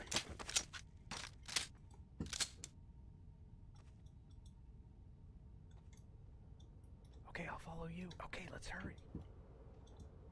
Okay, let's hurry. Damn it! I was the only one alive. God damn it, it doesn't even balance them around. What the hell? So do I got a MP, what was it, limit teams. Yeah, it already puts it to, like, yeah. And then it was Okay, let's go. auto team balance. It's already on 0. Hold up here for a minute. Let's add one bot to CT. Derek joined the server. Yeah, there we go. Finally bought his stuff and went on moving. 3 to go.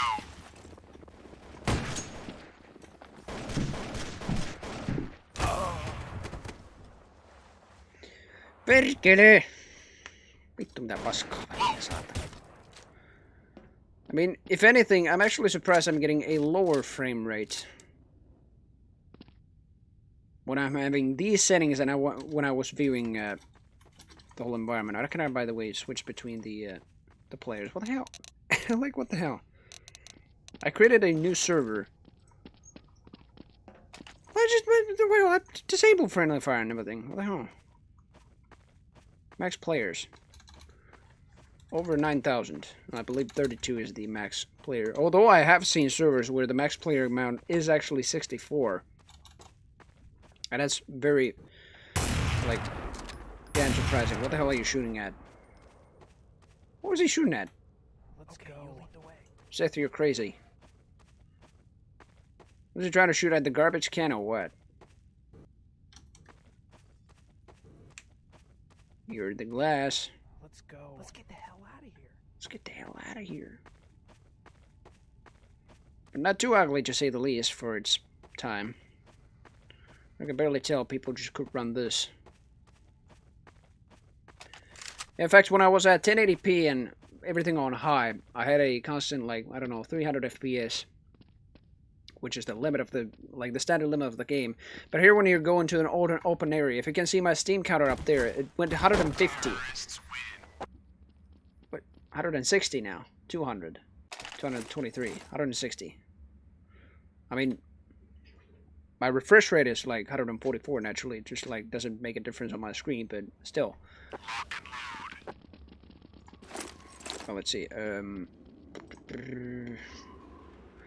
Schmidt machine pistol.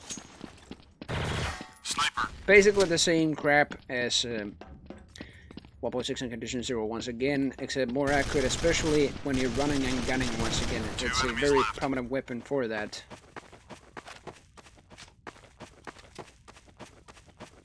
There's one left. Where could he be? He's over there. Right. There's nothing much for the CT side. I've been mostly on the CT side. I should probably just showcase the T weapons. But let's see. Maybe the pistols actually. The compact is still here, as deadly as before. I actually have noticed, like, I don't know, it is more accurate, but like still, it is not too accurate. I hear something. Yeah, it is more accurate, but it's still like 2 to go. you're gonna have a more of a challenge There's one left. with this weapon compared to maybe the USP. It's a deadly weapon if just your enemies don't have a helmet, but if they do, it's just like 2 in the head and it'll kill them. If you don't like to wait up for the bots, you can get the bot. Yeah, bot kill. P228 is my favorite pistol of all time. I hear him. My favorite for a while, but the Deagle is where it's actually at. Oh goddamn, he just penetrated him. I mean, many people will just carry around Deagles, but mostly I've seen snipers carry them around, and here it's much more effective than in 1.6 or Condition 0. Even when you're just like running and gunning, you can easily just shoot somebody in the head mid-range, even close range. But it isn't fully accurate when you're standing still, as wasn't the 1.6 version. But still, getting a headshot with that is very satisfying. Especially at a very long range. One left, I saw him go here. It's not there. I mean, it rarely would be going there, so it's most likely just going to be at the TT base.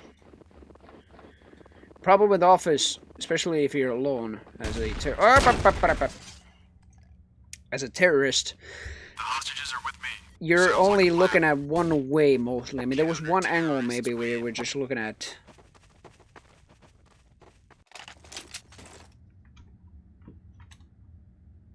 If you were a terrorist and you were alone and you were just had to wait for the CTs to escort the hostages. They could be coming either this way or that way. In Condition 0, this was changed to basically this version, but in 1.6, this way was basically closed. and you instead started over here with CTs. And I cannot remember all from this version. I believe this was blocked by debris right here, so this whole area right here, what CT spawn right now, was inaccessible, and the hostage rescue area was instead here all the time. You couldn't even open this door, as far as I'm concerned. Where the hell? So he needed to extract the hostages over here. And the terrorists had an easy task, because they would just look into like one direction, right here basically, and they could, like, the CTs couldn't even open this door, so Good job, team. they would just like bombard the CT coming first with AK bullets and M249s and Galileos and AWPs, even if they just were on a very good range with that. Okay, let's go. Oh, but basically there's a sniping spot right here. It's already accessible in 1.6, I believe. But they're even better snipers than I am. I'm in trouble. Oh well. But in any case, that's Office for you. That's basically it. Most people would have no problem running that on these settings, and nope, don't find servers yet. I want to see others. Let's see other maps as well. Militia. Another very questionable map. I mean, Militia was maybe even in source, as if it already wasn't in 1.6 or Condition 0, but Cobblestone was a very good map in my opinion. Chateau. What was Chateau, actually? I really don't remember this. Was it the... Damn. I have to see what this map actually looks like. I did play it in Condition 0. I just don't remember what this was. Oh, yes, it's this map. Oh, yes. I remember this.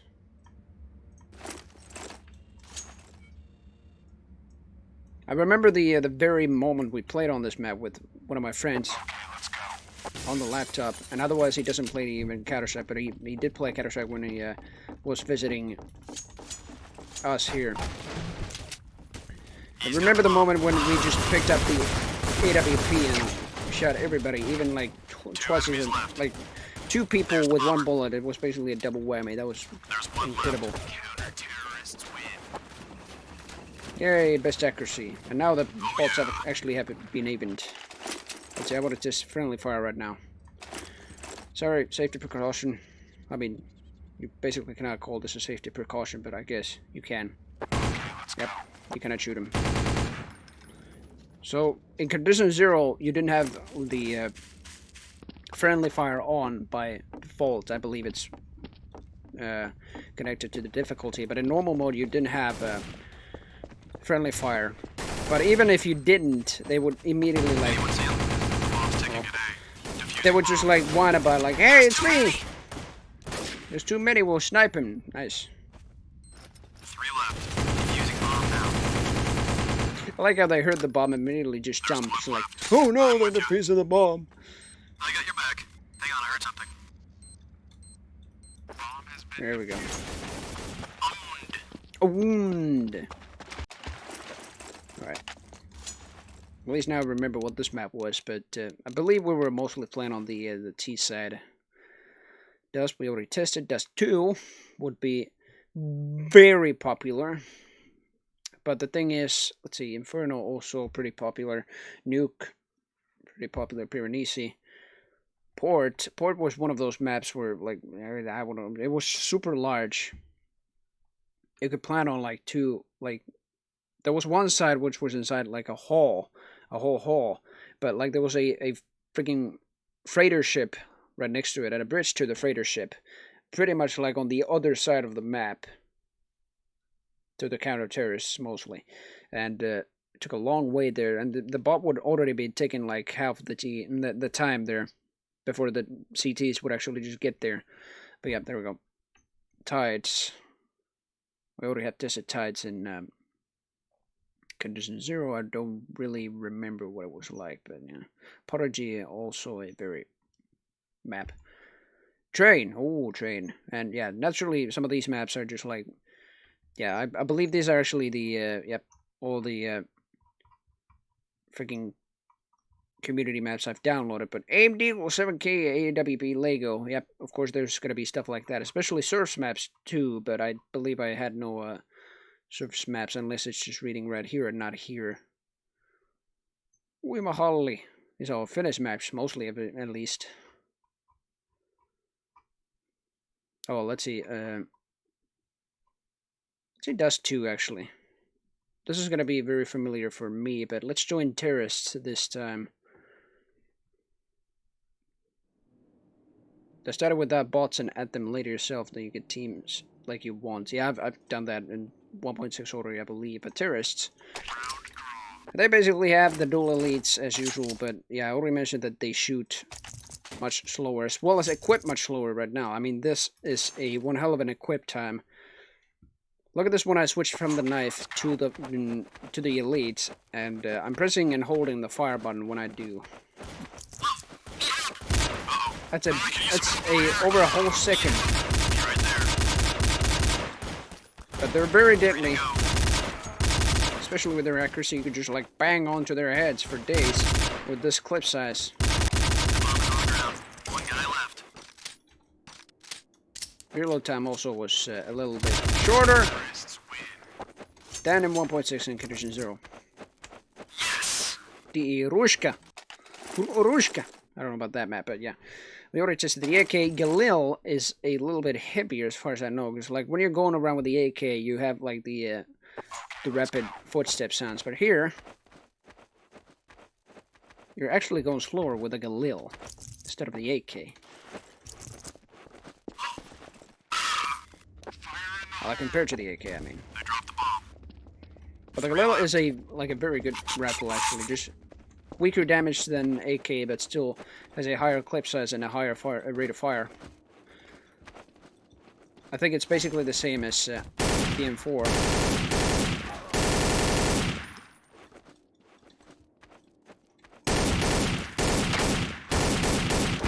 Damn it! DECPL 32 slots, which is now renamed to the Mirage Global Offensive. I believe it was also DECPL Strike. That's what I believe. That's what it was originally in Counter-Strike Source. But let's see. The dual elites were like that. I want to see the SMG. Mag 10 is as deadly as before.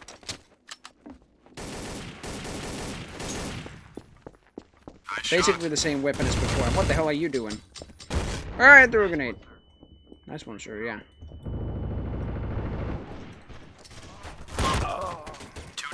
Damn it, Victor! You killed me. Good one. Planting. Planting. This time I can actually switch between the teammates, but not the enemies. Yeah, god damn it. But yeah, let's see. Nothing actually just got changed, pretty much. I mean, the sniper is still the G3. Has, again, a different sound, I believe, compared to 1.6. At least compared to 1. Well, what the hell, Condition 0. Since, well, I cannot afford it yet. Well, I'm gonna buy a Deagle and then just go around. Oh, you gave me an M4, thank you. CPL Strike, 32 slots, yeah. Even DE CPL Strike, I believe. That's what the name was. I don't remember 32 slots, but the 32 slots might be like an enhanced version. Maybe even a bigger version for 32 players, specifically. Hang on, I heard something. Ready to go. Planting. Cannot shoot through you. There's one left. Bomb has been planted. It's a bummer, actually, that I cannot shoot through him on the enemy's head. He's dead. But yeah, let's see. The sniper DE-AW1, no, D3-AW1 that is. It's actually the G3, but it's a very good auto sniper. As far as you know when you're hitting. Oh! In the head.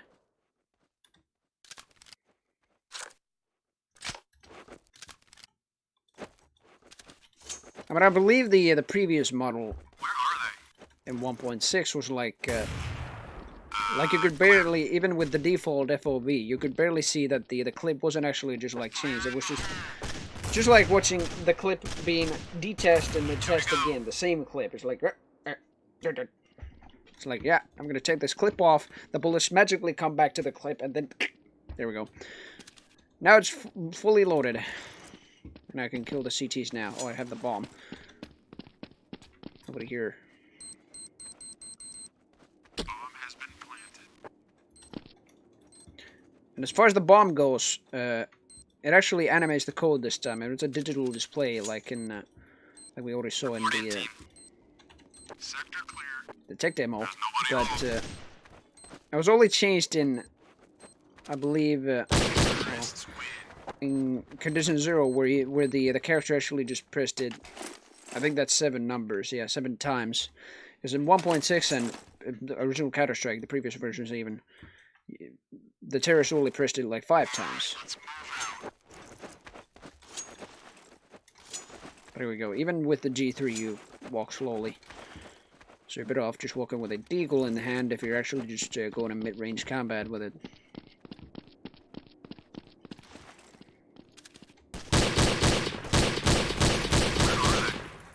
Oh, hello. Ow! In combat. I believe I had no helmet. Planting. One guy left. Bomb has been planted. Oh, they've been planted on B. You betrayers! Traitors! I tried to go A, but you betrayed me. Hey, here's there. A teammate.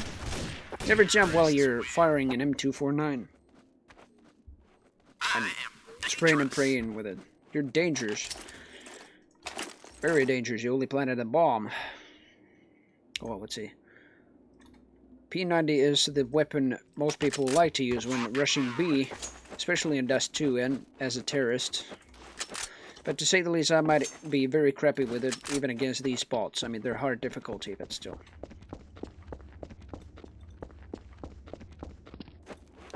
Well, nobody's on B, seriously.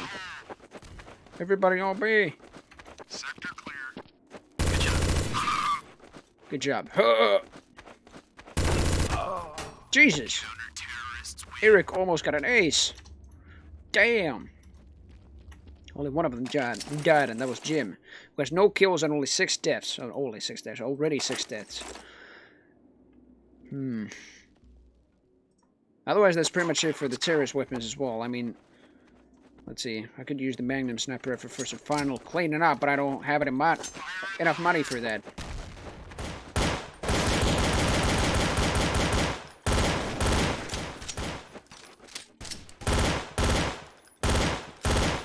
I believe it is, like, because I've got a lower FPS just because I put the multi-core rendering off. 3 to go. Because the thing is, when it's enabled, it only helps the graphics and the performance. I mean, yep. Back to full FPS, thanks to the game using multiple cores on my CPU. I did know that, but I just like forgot that. Yeah, that was a thing. But I was only like added later on, so yeah, I can barely tell why people even had some problems running CS Source even with their dual core or even more core CPUs back in the day. Because there wasn't the option to like have the multi-core rendering still. It was implemented in Source 2006. That's why people ran the game very crappily. Anyone see him? Negative. Negative. Nothing moving over here. Clear. I'm gonna go plant. Planting the bomb. It's alright, guys. There could be somebody in the pit. Bomb has been planted. Get a lower field of view thanks to the 4x3 scale resolution here, but it was helping very much in case people wanted to hit targets that were pretty far. Much easier, because it basically just put every target that were far just easier. But the problem is you had more of a tunnel vision even when you were not scoping. 3 to go. Because it wasn't widescreen. That's the problem. So if you wanted a sniper asset, that's what you ended up with. Even a more of a tunnel vision. Come on, you should run away, T's or CTs. Even you're Brad, but you're gonna die anyways. What was he doing? Jumping in victories, like, yay, I planted an blew up the bomb. Oh, let's see. Oh yeah, the SG-552, naturally. Basically the same. I mean, it's much better than the AUG, though. But people did buy the AUG every now and then, but it's definitely better than the AUG. It's just like has a lower reload speed. Hang on, I heard something. The damage could be the same, but as far as the reload goes, and even the equip, I guess, it's much faster.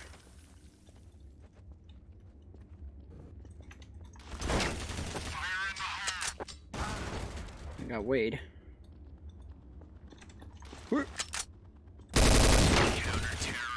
Eric, you were in smoke. You should have been smoked. Blinded. That's what I mean.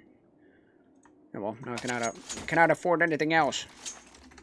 But in any case, I believe that will be it. I will just go into go to the multiplayer section. I mean, I'm gonna play on Hell at a Kettle for a while, and then maybe on, let's see. Oh, this is such a low resolution. I'm gonna play on a higher resolution from now on, 720p at least. There we go. And higher graphics. Very high graphics, that is. Reflect all. High. Anisotropic 16x. Not too much anti-aliasing. 2x is fine. Full. Not motion blur. That's bullshit. But motion blur was a very good addition to the game graphics and everything like that. As far as the whole looks wet. And I can actually enable that. That's not too bad. But yeah, let's see. Let's check everything's good. Vertical sync can be off. Shadow details. Yep. All right. Yes. Use bloom effect when unavailable. Full dynamic range off. Why? Why not bloom? Or did I have it not off when I just tried to? Yeah, I don't know. But in any case, yeah, I'm just gonna try this. There we go. 720p. It doesn't play the sound now because there's no sounds playing. But there we go. It did play it in its mind. Can I put it on higher? There we go. It only brights the environment when you come from dark into bright. Oh. Well, yeah, that's what it is. High dynamic word, yeah. For 1 second, so everyone had it off, yeah. But as far as the servers go, I really don't know. I mean, some of these can be as lethal as some 1.6 servers, just carrying viruses and everything in their downloads. But what's a very prominent server base is Saints.de, which I like to play on. Let's see, I gotta put the other name so I can actually find Saints. I think it's, yep, it's right here. They support deathmatch servers, or as it was called back then, Gun Game. I don't know if well, Gun Game was already a thing in 1.6 as far as I am aware. But in the source, I believe it's like, well, I haven't tested in 1.6, and secondly, I didn't do that when I did the episode about it. But in source, I really liked Gun Game and, well, deathmatch in general. It was the thing I did. Not the most, but still, like, often enough to, like, love it and everything. Yeah, me too. But here it is, Deathmatch Dust 2. There's 5 players and some bots maybe, although it doesn't show all the bots here, but yeah, there we go. Italy only and says DE has 20 players. Militia only has 10 players. I cannot believe that Militia is actually just like getting played, but there we go. Assault has players, Aztec has players, Couple has 1. Deathmatch. I believe this is like a deathmatch only, so it's like switching between the maps, so yeah. We could go to a Gun Game server, but I'm first going to Electric. There's probably not many people playing unless it's already like 12:36 a.m. here in Finland. Yep, there's only a couple people playing here. Oh, Tony Montana's here. No, not the Tony Montana you're thinking, but I know him, not personally, but he's a very good Finnish player. Here in the servers, at least. Mostly newcomers, as there's not many Finnish servers like... popular, at least as popular as Hell at a Kettle is right now. There's many newcomers in CS Source, and that's a good thing, I believe, even though CS Source has just, like, maybe seen its days already. It's still fascinating that even kids today, some, like even Finnish kids, they visit the server and stuff like that. There's many Finnish kids visiting this server.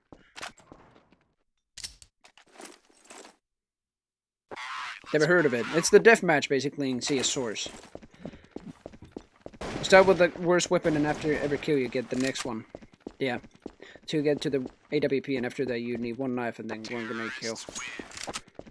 I played that, but I also played like a variation where it was just pure deathmatch until, well, I don't know what. There were rounds, but I don't know like what determined them as there was no time limit visible. And no objective, basically. You respawned on, like, your basic spawn. For example, in Dust 2, you spawned if you were a terrorist on the terrorist spawn, and CT on the CT spawn. But also, it didn't have, as far as I know, the freaking weapon upgrade system. Every time you had a kill, you just got the next weapon, unless you just like enabled some settings. But yeah, I'm gonna do that as well. Play gun game on the same stuff. Alright, come on. You can penetrate through that. This is a finished map, by the way. Thank you. Oh, come on. You baited that weapon so I could actually have a cooldown with my freaking animations, and then you killed him. Oh, well. The sound of V5. Underscore JV. Nobody here.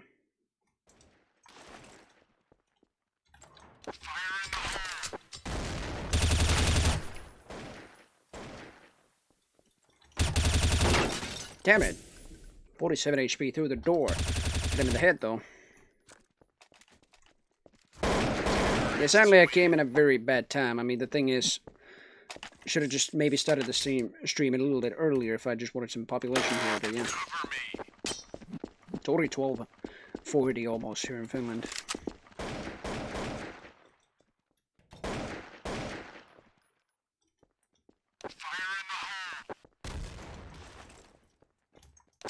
Nope! How did I do that? I meant to open the door. You cannot open the door by pressing use. I actually had to walk into it. In the bathroom. No, it wasn't. It was outside. You can camp here in the bathroom as well, and I'm switched to the CT team now. Damn it.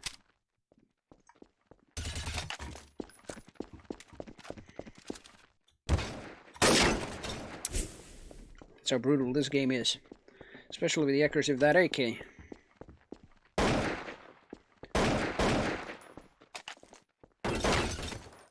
Well, there you go. Even with M4.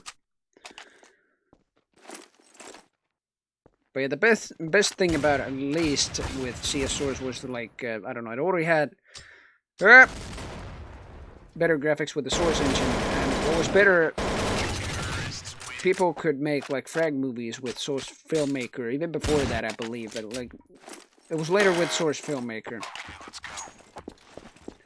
And you could just add stuff like, I don't know, high motion blur and even higher textures, I believe, and stuff like that, or even higher lighting and full dynamic range and stuff like that. I don't know. It was much better. Everything was basically the same.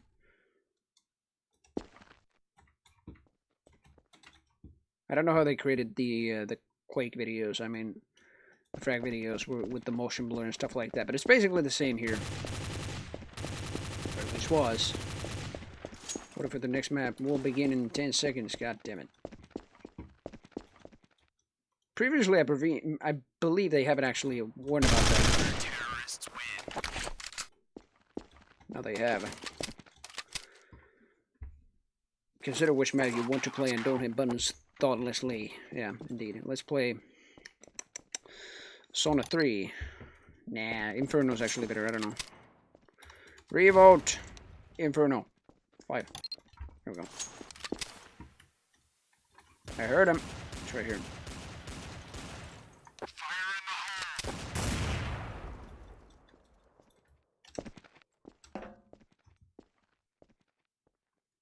So we're gonna do the other way.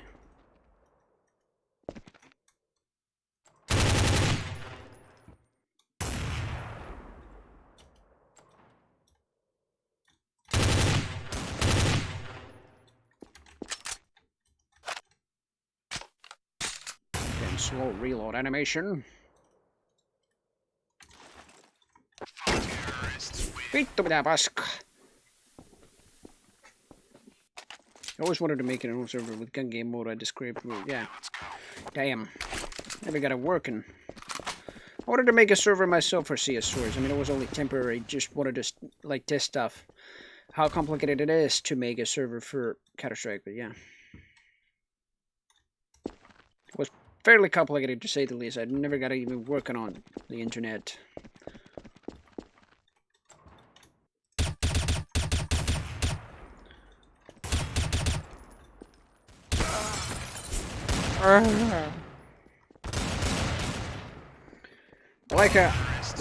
What Counter-Strike did with the damage, at least, of the weapons. It wasn't always like a constant number, even on longer ranges. It had a damage fall off. That's why sometimes even in like an M4 shot over maybe a kilometer is only a third of the health of the enemy when shot in the head. I believe he's still there. Sneaky. We're sneaky here.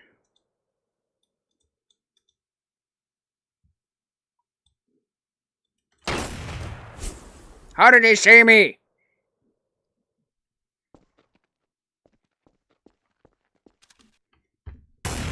Deutsch. As far as I know, that's Deutsch. See how I was kept from the footsteps of the enemy, yeah. Quake, I never know, except that, yeah, somewhere near. The thing is, in Quake, you never had any footsteps until Quake 2. And Quake 3, you had. You had to always sneak around, just like here. Although, here the movement is kind of limited, although not as limited as in Condition 0. You can still bunny hop around in this game fairly easily, compared to 1.6 even.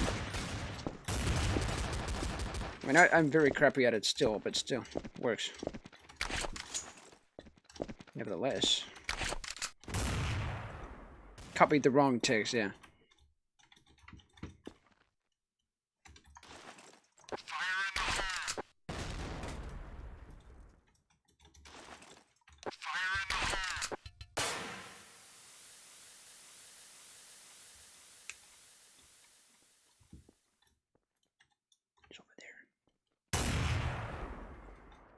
Trying to wallbang me.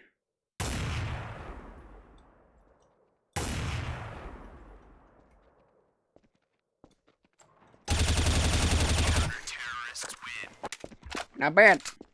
Not bad at all. Oh well. I mean, I don't know why I just even like marked this episode like episode 35 part 1, since I believe this was, it will only have this stream, because I'm probably not going to return to Counter-Strike Source. I mean, if I will, I might be playing on the finished servers, but that's about it. But tomorrow, though, I will have the tournament at Rocket Gym Zone. It will be a 4v4 TDM tournament, which might have not been hosted before. You and your freaking AK! Oh well. That's enough of the fan server being, at least. Yeah, sorry, I just had only 3 people. Oh well. But yeah, the thing is, with the 4v4 deathmatch, I was just like kind of thinking of that. I don't know what it will be.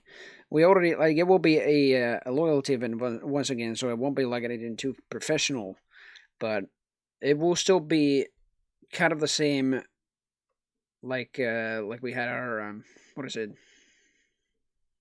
CTF tourney and the sacrifice tourneys, because like you either can have your own pre-made team, or you will be made a captain if you're just high ranked enough. I believe it's dual rank or 2v2 in this case, and then you can choose your own teammates from the ones you already or the ones who haven't already been like in your team. I don't know, but that will be interesting, because like 4v4 deathmatch or team deathmatch in general. I don't know. It's not actually been hosted before, apart from maybe Vea's the Unicorn Cup, which it's been a while actually since she's done those. I mean, Vea right around now hasn't streamed Quake because it's been too unstable on OBS, as far as I know, for her, as well as for me. The FPS is extra higher than 60. But there we go. Deathmatch. Let's go to the deathmatch only server, which has some players, but the map's always changing. What's this? Oh, this is compound. Yes. All right, let's see.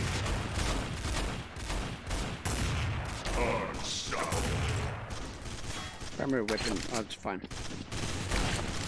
Just wanted to see if, like, the, you know, with the weapon upgrade thing, it was already here. But I might have been wrong with that. But this is the deathmatch I've been playing quite a while.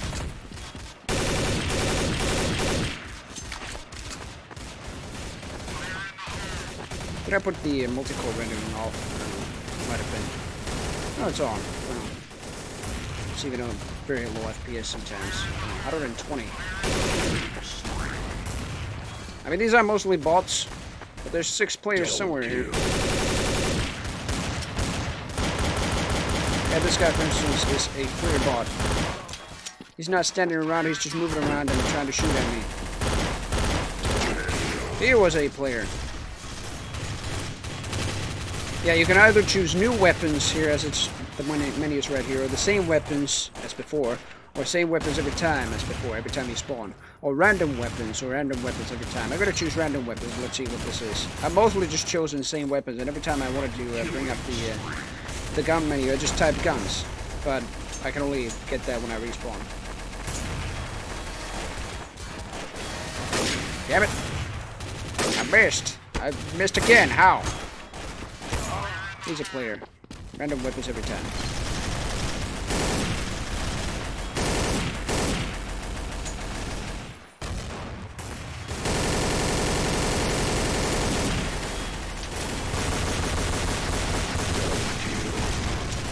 It's much easier here. I mean, with the accuracy and everything. And a faster M249.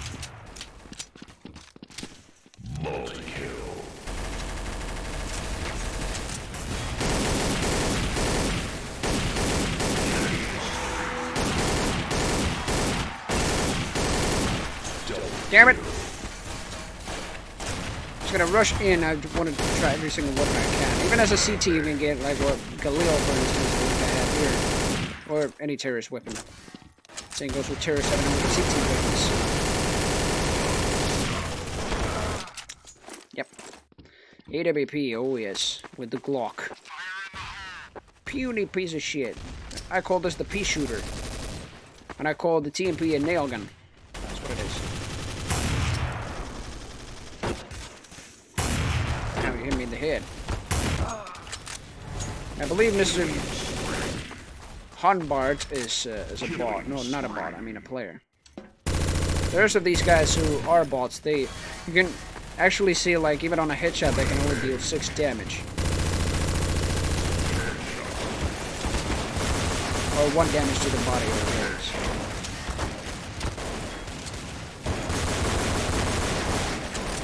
I'm not using my weapon. Damn it. Weed. It's also a player.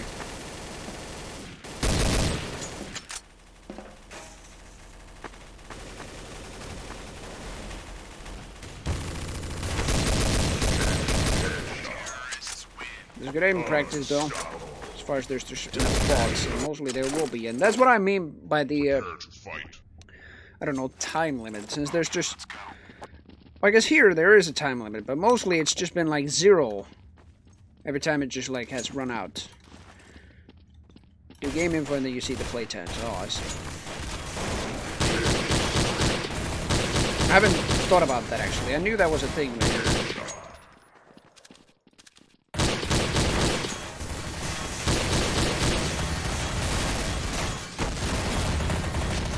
But it already shows that like there are 6 players here. See that there's 6 players here, but it doesn't show like which they are. The server info, secret X is definitely a player. User.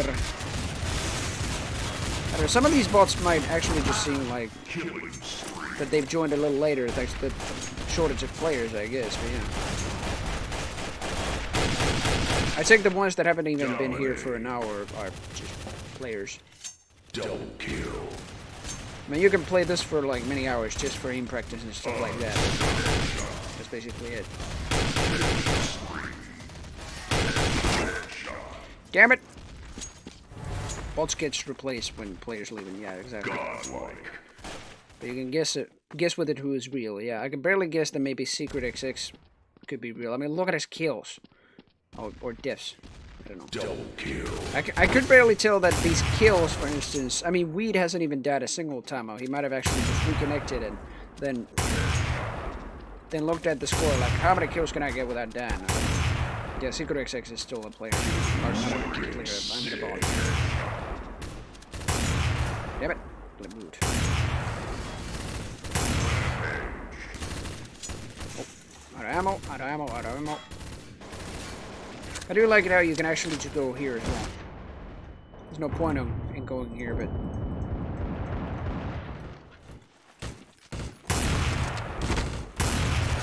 There you go. Damn it! Weed, you little piece of shit. 29 kills without dying. But he's my nemesis now. I gotta kill him. I don't know if he's actually a hacker or what, but yeah.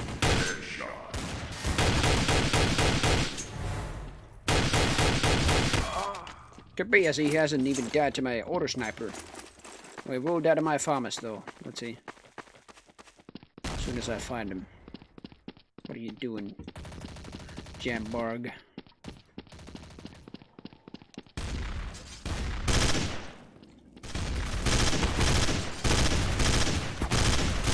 What am I trying with the burst? I don't know. Double kill. Burst on that range is not the best weapon. I mean, best way to fire the friggin' weapon. How does he have 0 deaths and 38 kills? He's hacking. Was he the admin of the server or what? Came to the server and just put Impulse 101 and God mode on. And here he is, having 40 kills without dying. I'm pretty sure even with these bots around doing 1 damage to your body or 6 damage to your head, I would have died at least once doing 20 kills.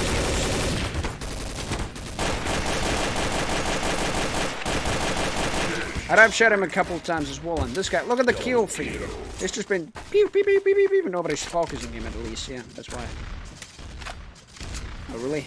Really, I cannot go here? What? Is there like an invisible barrel here that I just cannot go to?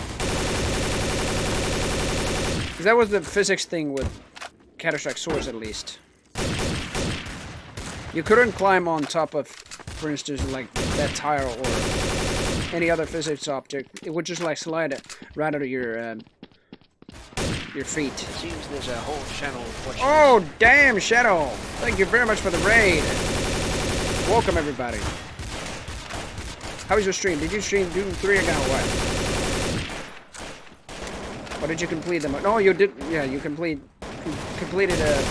Resurrection of Evil and Lost Missions already. What do you stream now?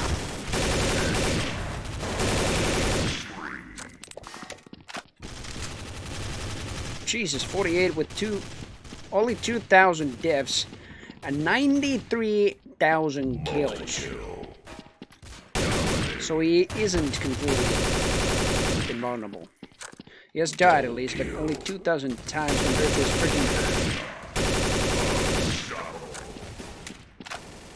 freaking kills. 93. Look at that, Jesus. Play the Resident Evil remake, damn. Oh, well, here we are though. We're doing an episode about Counter-Strike Source, and we're playing gun game right now on CS Compound. It's on Saints.de, and most of these guys are bots, but there's still like a couple players here. I will maybe switch the server to a normal game mode that hasn't got bots. I mean the actual like CS servers, Counter-Strike game mode servers that Saints.de has, they're filled with actual players, as far as I'm aware. Unless there's a certain amount of players only, then it just like fills the rest of the slots with bots. I mean, if there's only like, let's see, only 4 people playing, and there needs to be 6 in order to like no like no bots. I don't know. What am I trying to explain here? But yeah, in any case, if there's under 6 players, the rest of the slots will get filled with bots. So it actually just like tries to make it 6 players. I believe it's like that. But on every Saints.de server I've been to, look at this guy. What the hell? Every server like that I've been to, I've actually seen no bots because there's been like people all the time there. Jesus, Mr. Weed here is just dropping grenades like a pro. That's what it seems like too. If he doesn't even die from a single headshot, he's just cheating. Double kill. He just doesn't die. He's got 93,000 kills and 2,000 deaths. Even with that amount of deaths, I wouldn't actually believe that that's how you play. Because look at this guy. He's lobbing grenades, but it just will not die to my freaking fire. Are you the admin of this server or actually hacking? The thing is, I mean, there really is like any god mode hacks for CS. Mostly what you have for an FPS is an aimbot or a wall hack, or even both at the same time, or even a trigger aimbot. So every time the game just noticed an enemy, the game would immediately press fire for you, even with the answer. What the hell? You can see that. I didn't see that. So many messages already. No, he didn't answer. Yeah, he's just probably the admin of the server, something like that. So let's leave this hellhole and actually just play some goddamn, I don't know, Assault. Assault only, Aztec only, couple only. I mean, I'm actually surprised there's people playing Aztec a whole lot. Let's see.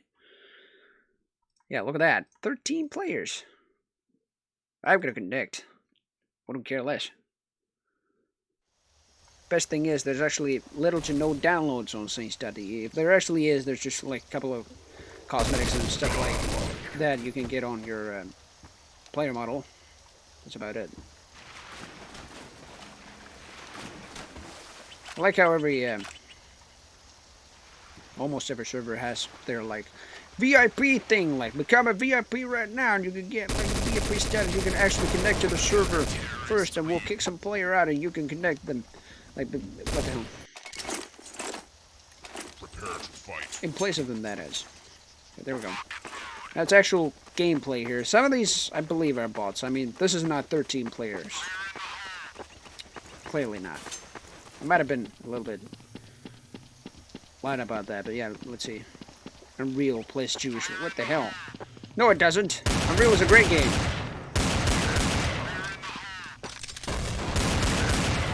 Yeah, these guys. Yep, these guys, to say the least, are bots. Yeah, even they deal 1 damage at a time.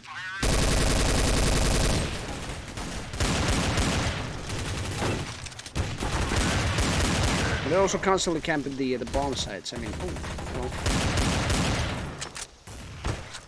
Hold on, let me just reload my gun here in the middle of the combat and shoot you in the head. Very good. Blue bar. TF2 sounds. Got a new rank at the freaking rank table. That's what some of these servers also had. Just like, oh, you're not defusing that. Some rank tables, people would just like furiously climb. Because like Counter-Strike was so addictive, that's what they did all the time. They raged at the enemy all the time when they got killed, especially in Source, when it was just much easier to kill somebody with this kind of accuracy and low skill ceiling. But they still like played all the time. I like the idea. I mean, 1.6 was already that addictive, but let's just say Source amongst the rest of the community, apart from the pros, was basically the same.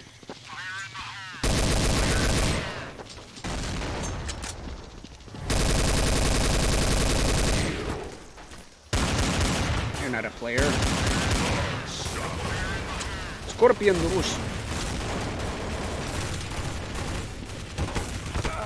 Damn it! Unreal killed me. He's a player. Oh, that's what you mean, yeah.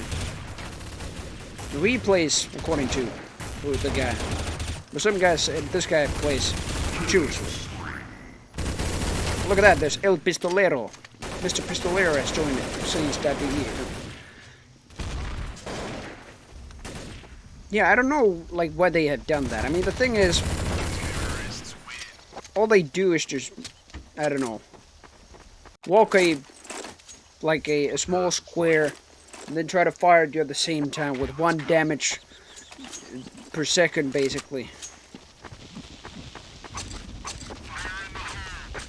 And then they just get killed because I tap him in the head twice with an AK, or an M4. Not with an AK though, you tap him in the head once with an AK only.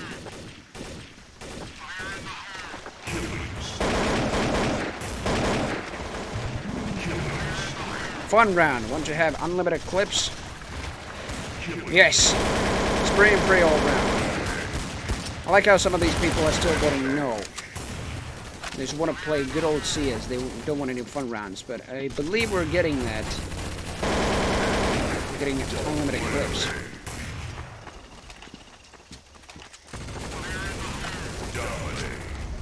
Dominating.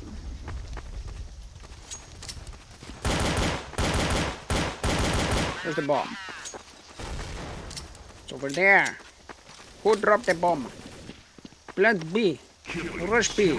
I guess these people actually rushed B, but it's... Oh, there we go. A couple CTs at it. I picked up the bomb.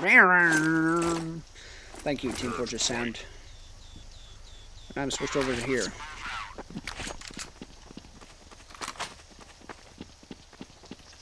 I really don't like that. I mean, why didn't they... Could the servers not add, like, the default bots CS Source already had? The ones I already played, and like when I created a server and played on Dust 2, for instance. Why couldn't they add those instead of these pieces of shit who only deal 1 damage per shot, or even per second in some cases, for instance with the shotgun. And yeah, only roam around in a freaking big circle. I mean, this guy might be real, but I want to see the rest of these. I can take control of these bots. I forgot. Yeah, it's Saints.de.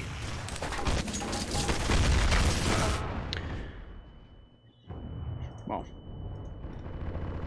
to take control of a random bot player. There is still some. Yay, they're mostly on the side, so I'm going to die very quickly here. They're going to rush.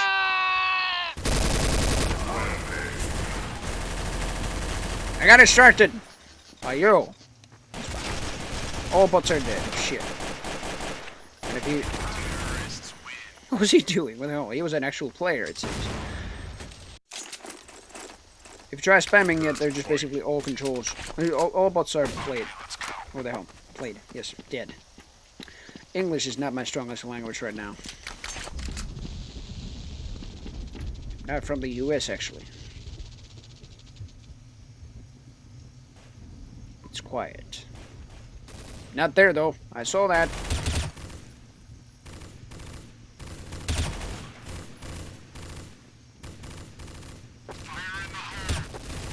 I don't have any grenades. I was trying to press 4 and then select a grenade, but it didn't happen.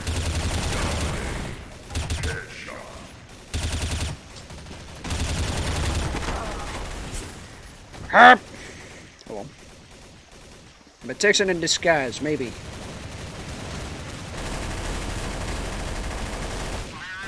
Or a Finn in disguise, I don't even know.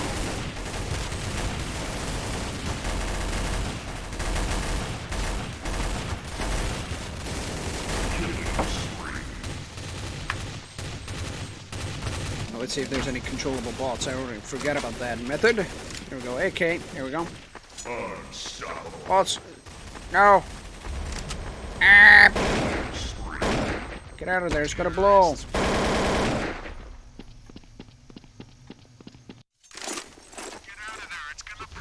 There it is.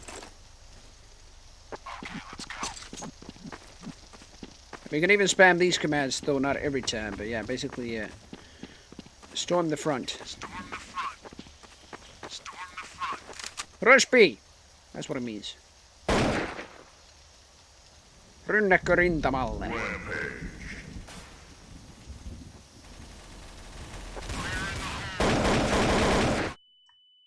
I don't like it how they were desperately trying to translate the games on Steam. Oh damn it, that was a back grenade.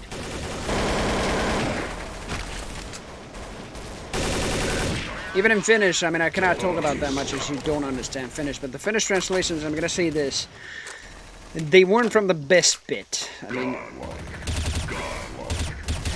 honestly, the Finnish translations, I really cannot explain them, but like, even in Counter-Strike Source, they were not too good. I was just laughing at them when I had Steam in Finnish myself. Counter-Strike Source was also in Finnish. Half-Life 2 was even in Finnish. Team Fortress 2 was also in Finnish. Ah! I mean, I can only talk about this with, like, my Finnish friends who are actually playing either CS Source or other Source games, but still, bleh, sometimes. But there's new skins released in CSGO, I think even still today. I barely saw you, goddammit. They're not immediately translated, so they're still having their English name. And I first take a look at the English name before they're updated. And sometimes the names might actually just like stand what they are, but sometimes they might be completely odd. I don't know.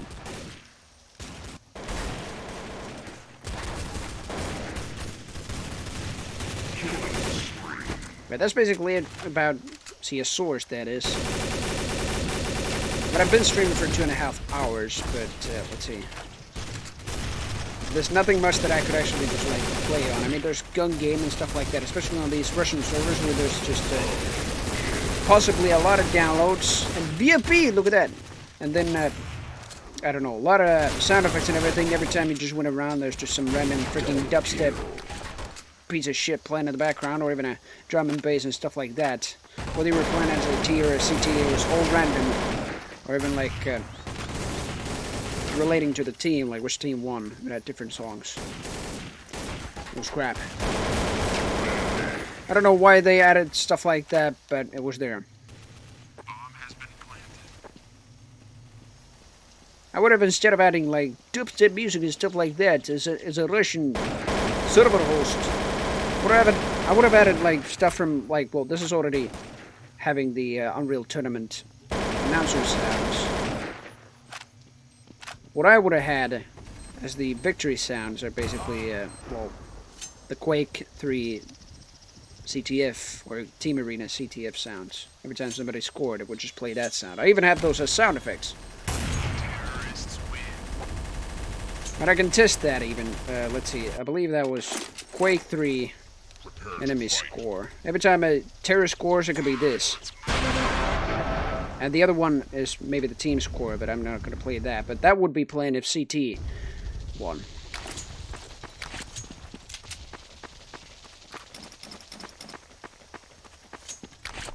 Oh, let's see.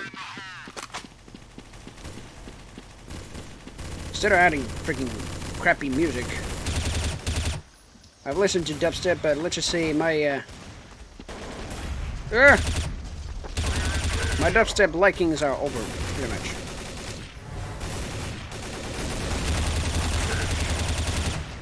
Not a kid anymore. I mean, I may be still a kid. I'm 19, but still. Compared to the games I play, I might be a kid, but yeah.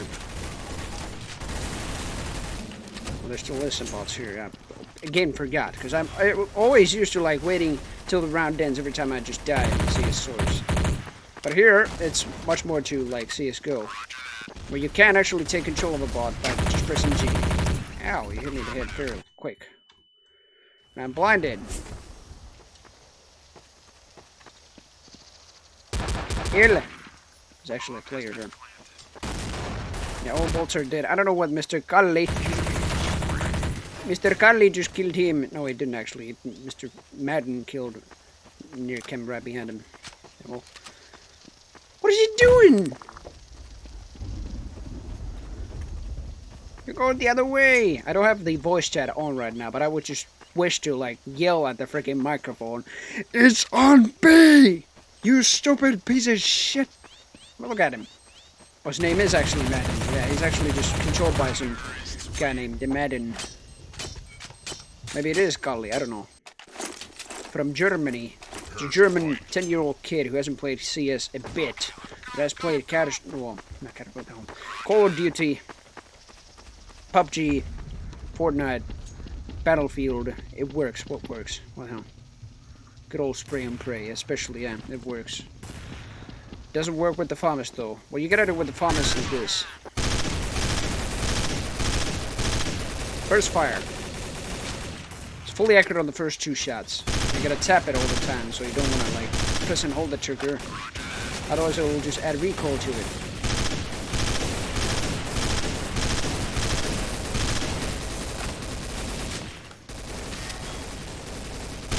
That's a CT. Enemy spotted.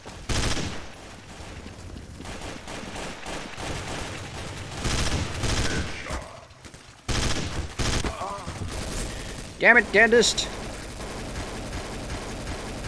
Sorry, just like have my chat not visible there. Every time I just like quit the game, it's just as in every Source game, basically.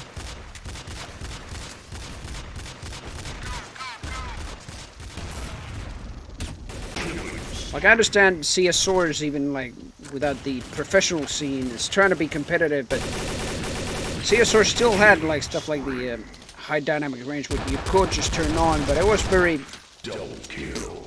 especially like with motion blur and stuff like that. If you just like wanted to go not pro, but still like wanted to be competitive in the game, and I actually had to reconnect to enable those settings. Damn.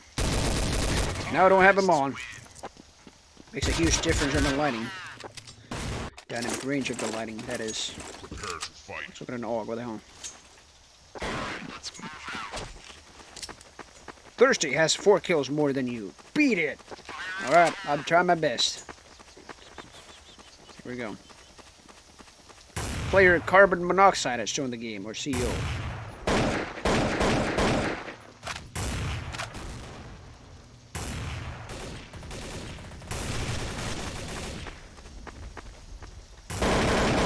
I saw that.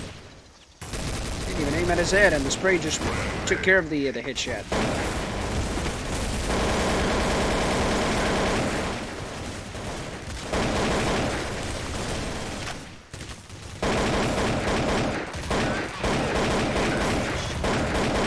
You're all so crap. God damn it, somebody shot me in the head.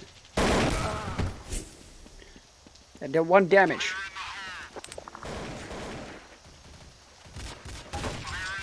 If normal man, what the hell? Is that German or is that Dutch or is that, what the hell is that?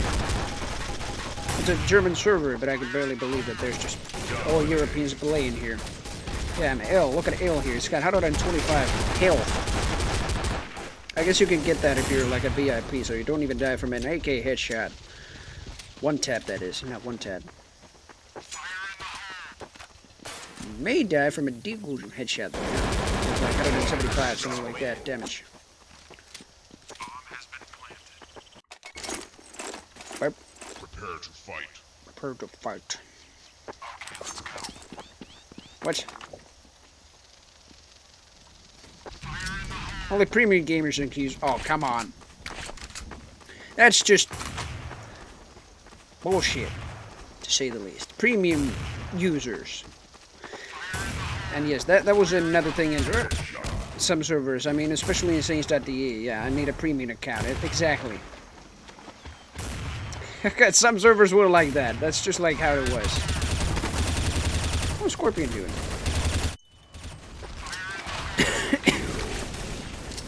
I've run out of ammo. Damn it. I got no ammo for my weapons. Oh, well, the thing is, though, not all servers were like that. Saints.de certainly is. But you can still use the scout, but like, if you wanted to use the AWP, you just had to have like a premium account. I mean, no wonder you only hear one AWP guy here. Where is he? I'm gonna see that. It's El, who naturally has the 128 health right now. So not only do you get like the access to the more powerful weapons, you can also get like more health. I mean, look at that. His health just rose from that kill. 133. Doesn't even die from an AK shot. 140.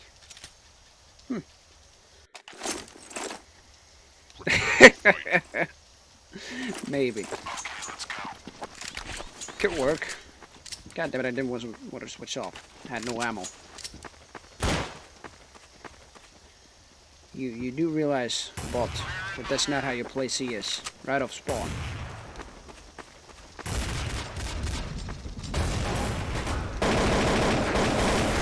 That's an actual player. Ones that actually just cast a ray like that from their shots and have a night vision, you can see that they're players. I don't like this night vision effect. It like kind of blurs your vision at the same time. So it actually just creates like a not a 3D vision clearly, but still a little bit blurry. Mode. Could move, yeah. 1,000 money to spend on in night vision. Ultra kill.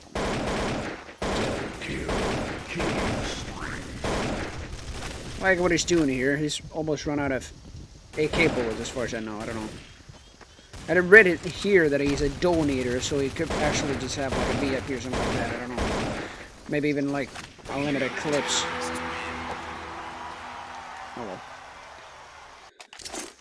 That's it. That's for Saints.d. I don't know where else I could play. There's Assault only. There's like Aztec only. Assault only has like still maybe bots all around again. There's 8 players playing there. This 2 only has 18 players. Damn. The rest could be bots. I think it's just filling the whole server with bots. So 18 of these guys are just players, but there's 22 players. No, no, 24, 26 players. Maths. Sorry about that. But in any case, yeah. The rest of them are bots, so it's actually 64 players. Or is it? 18 and 19. What the hell? No, this is not. What do you mean by this? Double kill. It's 18 here, 19 of them equates to freaking 30-something. 36, 37. But why? Okay. So it maybe doesn't fill the whole server with bots. So it only fills the server until there's like 32 players, or even 36. I don't know about the structure of Saints.d's bot filling server piece of shit. Oh well. Welcome to Saints.d, Billy. Have fun and invite some friends. Smiley face. God damn it, how pathetic. You missed. At least the bots are the first ones to die, at least. But if you die fairly early in the game, you could actually just take control of the bots. Yeah.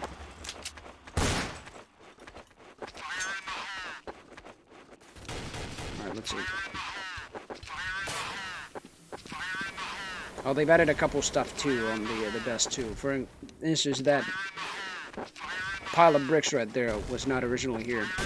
But this is dust too nonetheless. And god damn it, I just got headshot by Mr. C.S. Okito. Clap. Sorry, I don't have any clap side effects here. But there could be one that I could add from... Is it a Half-Life stock sound or maybe a Team Fortress Classic stock sound? Where there's the cheering and the, I don't know, background every time you just won. I don't know. Yo!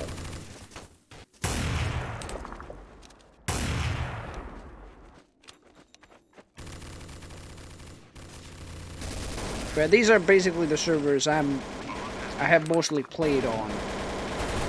But sadly, like, you cannot get all the stuff here on Saints.d. For instance, like shooting with the Magnum, unless you're a premier account on the server, but yeah. Otherwise, I mostly play on the Finnish servers. I know they have no players, as it's only 1:22 a.m. here in Finland. It's like the same time around the whole country. What happened? Shit happened. Felt like I get kicked. Because I just said shit. Oh no, bad word.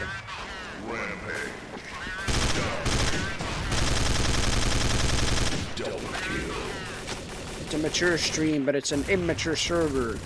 You need a premium account for the freaking AWP. And you got 125 health or even more when you kill somebody.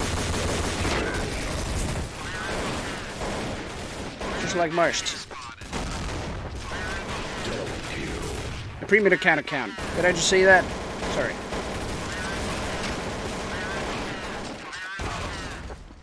Sometimes English is not my best language, even though sometimes it feels like it, because I'm also messing up with my words in Finnish. Every time I just need to talk about it, I miss my words with English as well.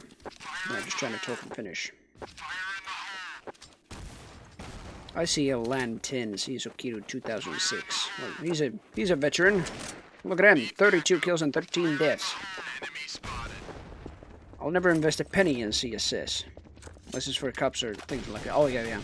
I mean, I thought you meant like the actual price. Counter-Strike sources on Steam. But yeah. I mean, I've never wasted like any pennies, stuff like that. Not even a goddamn.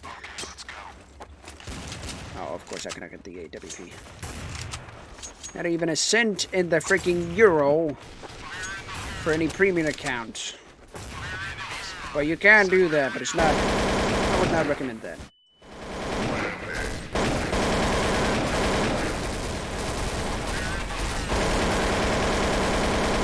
Somebody in the head. Can't get brute by 53 by just spraying and praying. Yeah, some players have the AWP, but that's the premium players. And when you have the AWP, you're damn invulnerable on longer ranges, unless somebody's pretty good with an AK, and you can't be easy as source, so that's a great thing. But it isn't like fully accurate. Ow, flashbang. This time the flashbang actually just even deafened your ears every time you just like looked at it. So that didn't make any sense. Didn't even keep like a deafening sound. Yep, there is people returning to play for that, but yeah. That is just marvelous. What they pay for. But MRP here. Oh, he's dead. Never mind. DJ Machadoom. Caught up a DJZ. God damn it. Sounds like a spicy DJ name, though. Never used that, though. I don't know.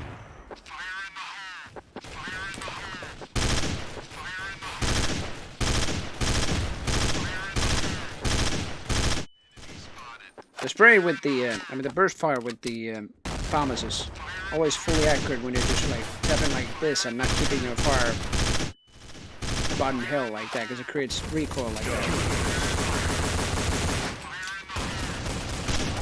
that. Oh, I thought I killed him. God damn it, that would have been hilarious.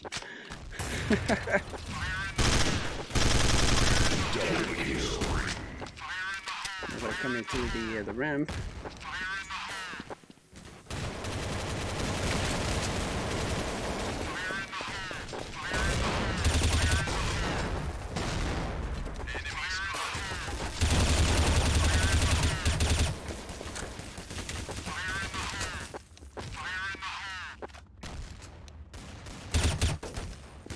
Shot him in the head.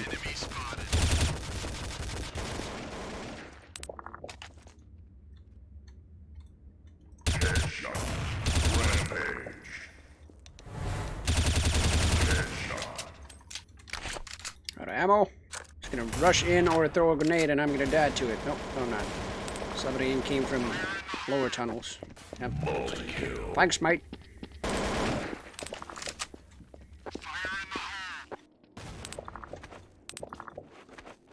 Where's this last guy? Porcino. He's dead.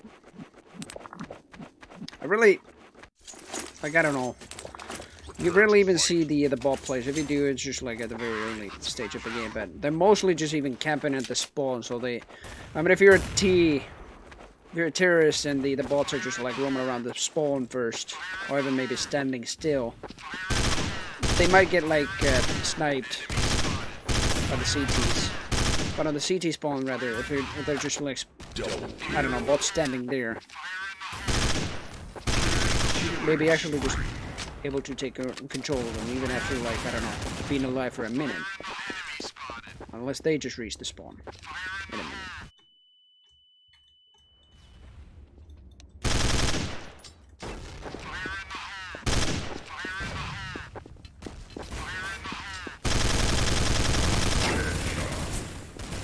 Piece of shit! It was definitely a premium gun. He even had a hat. Look at him. Oh, Hitman Little Robert just killed 2, 3.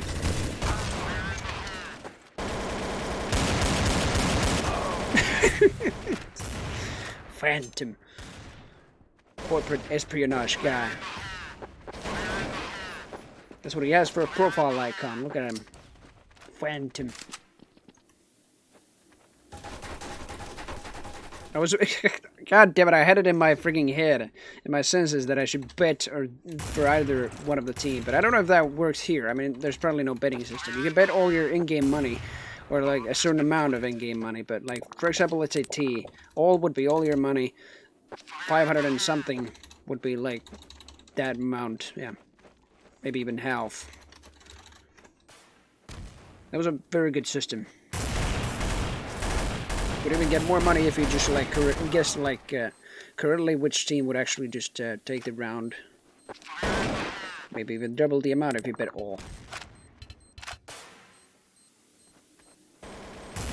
Rampage. It was me. Was it now? Cannot controlling the bots. They're all dead. What is Bozo doing? Bozo, you piece of shit. He's just saving his weapon. That's what he's doing. The thing you cannot do in some of the servers in CS 1.6, Condition 0 or Source. Because some of the servers don't allow to like save any weapons. And that was like a I don't know, a very bad thing sometimes. Like it wasn't too sporty. Somebody just like gave up on the bomb. It was like, yeah, I'm actually gonna save this AWP, but sometimes like you needed to do the objective. But I guess some admins just had enough of that. But people were constantly saving their AWPs that they got. But here it was like possible to the AWP, I guess. Even the other stronger weapons are not available for the regular users here.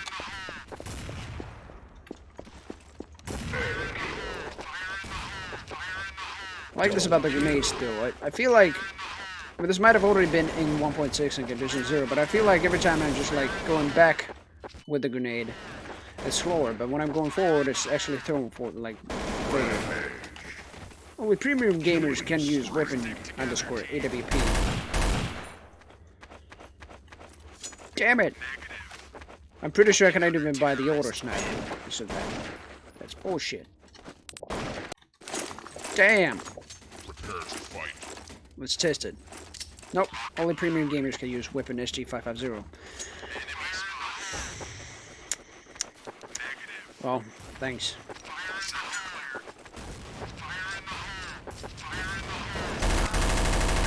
This is just the curse of the game, I guess. Heading off the bell, thanks for the great stream. Anytime, man. Thank you very much for stopping by. Have a good night. Yeah, have a very good night.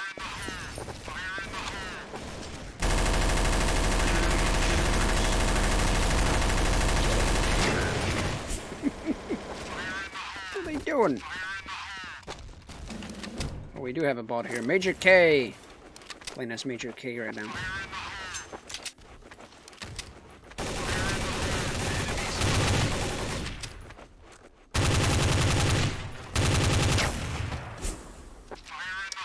Freaking CS Okito, you and your premium account.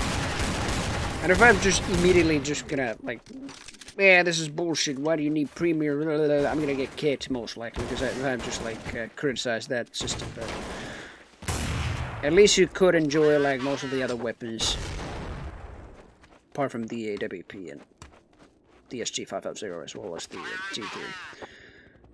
But otherwise, still, those were like the main weapons of CS. Right, apart from the auto snipers maybe, but the AWP was, so, and still is. Bombs ticking. I don't know where they are. Bombs on B, but all the bots are dead. Ham and bacon and chat ban, and it was me. I was still running somewhere, saving their weapons.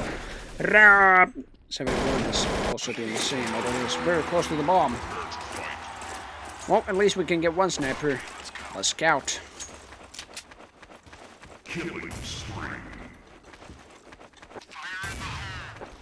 Ah, that was a bad smoke. Oh, no, maybe not. Oh, no, that's... Wait, no, that's my smoke. Yeah, never mind. Thought it went down to the CT base and that was somebody else's smoke.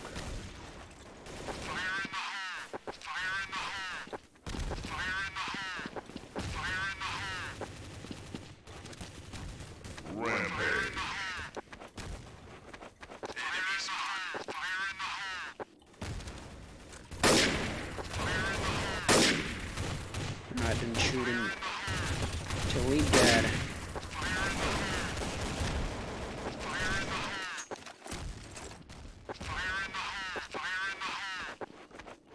You're on B. Oh, I saw you. It just... It was most likely a bot, but he fired like one and he didn't actually fire any faster with his pistol. Exactly the same fire rate as you had the pistol of Doom. Pew, pew, pew, pew, pew. It was a real player, but I just like tried to tap in the head with a UMP.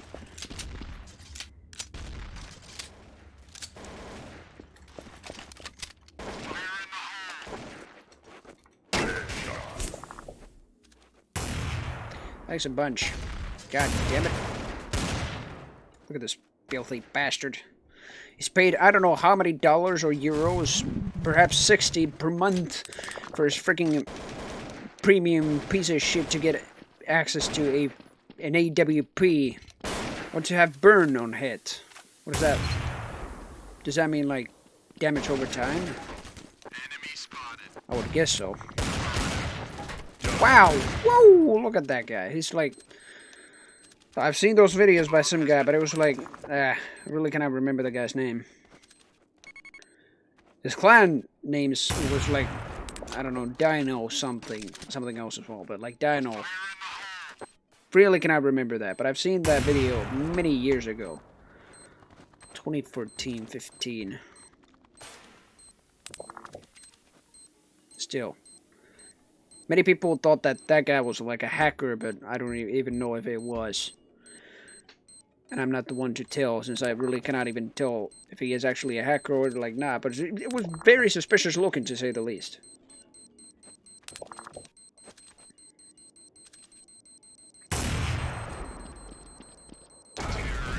Ah. There we go. Porcino planted the bomb. Prepare to fight.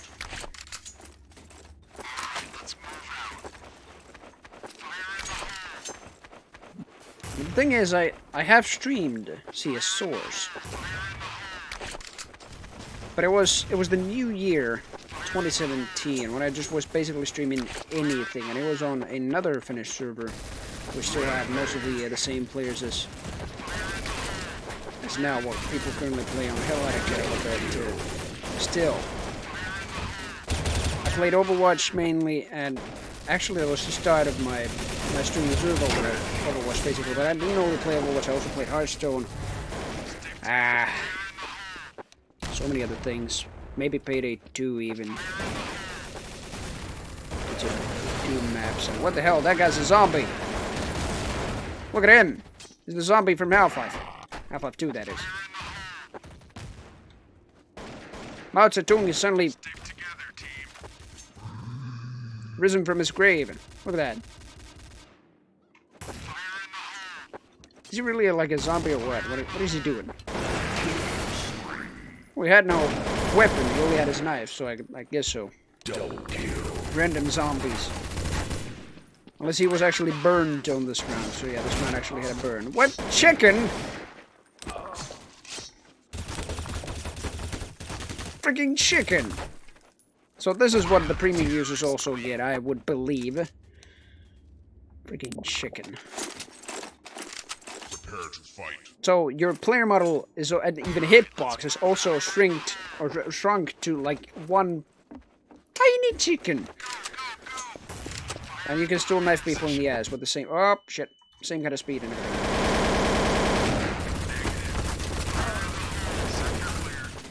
Klaus is in the house. I would guess so. And I am pretty much out of the house. This is something else.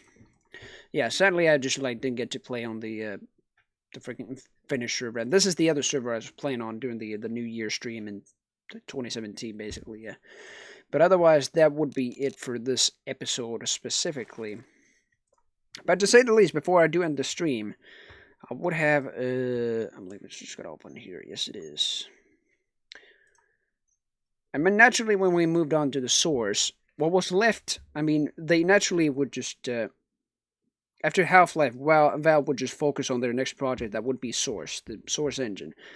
And during that period, they just like invited naturally just Gearbox developing the expansions as well as Counter-Strike Condition Zero, which later moved on to Rogue Entertainment and then, well, not actually Rogue, but Ritual Entertainment and then Turtle Rock, but also the Team Fortress team to develop the version of Team Fortress over to the Gold Source engine, the Half-Life engine, and it was Team Fortress Classic basically, and then Deathmatch Classic also, and I think that's what they developed as well.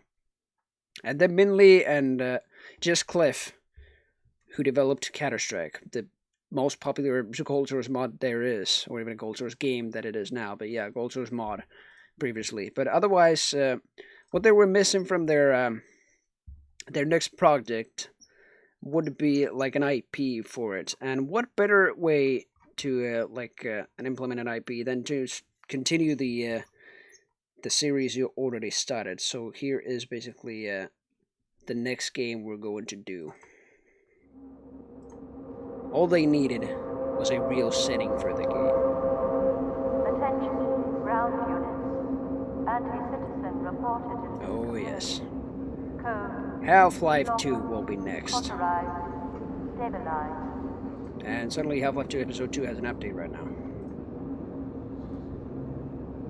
Otherwise, this is such a memorable playthrough for me as well. I really love the ambience and everything from Half-Life 2. And the engine could have made it any better.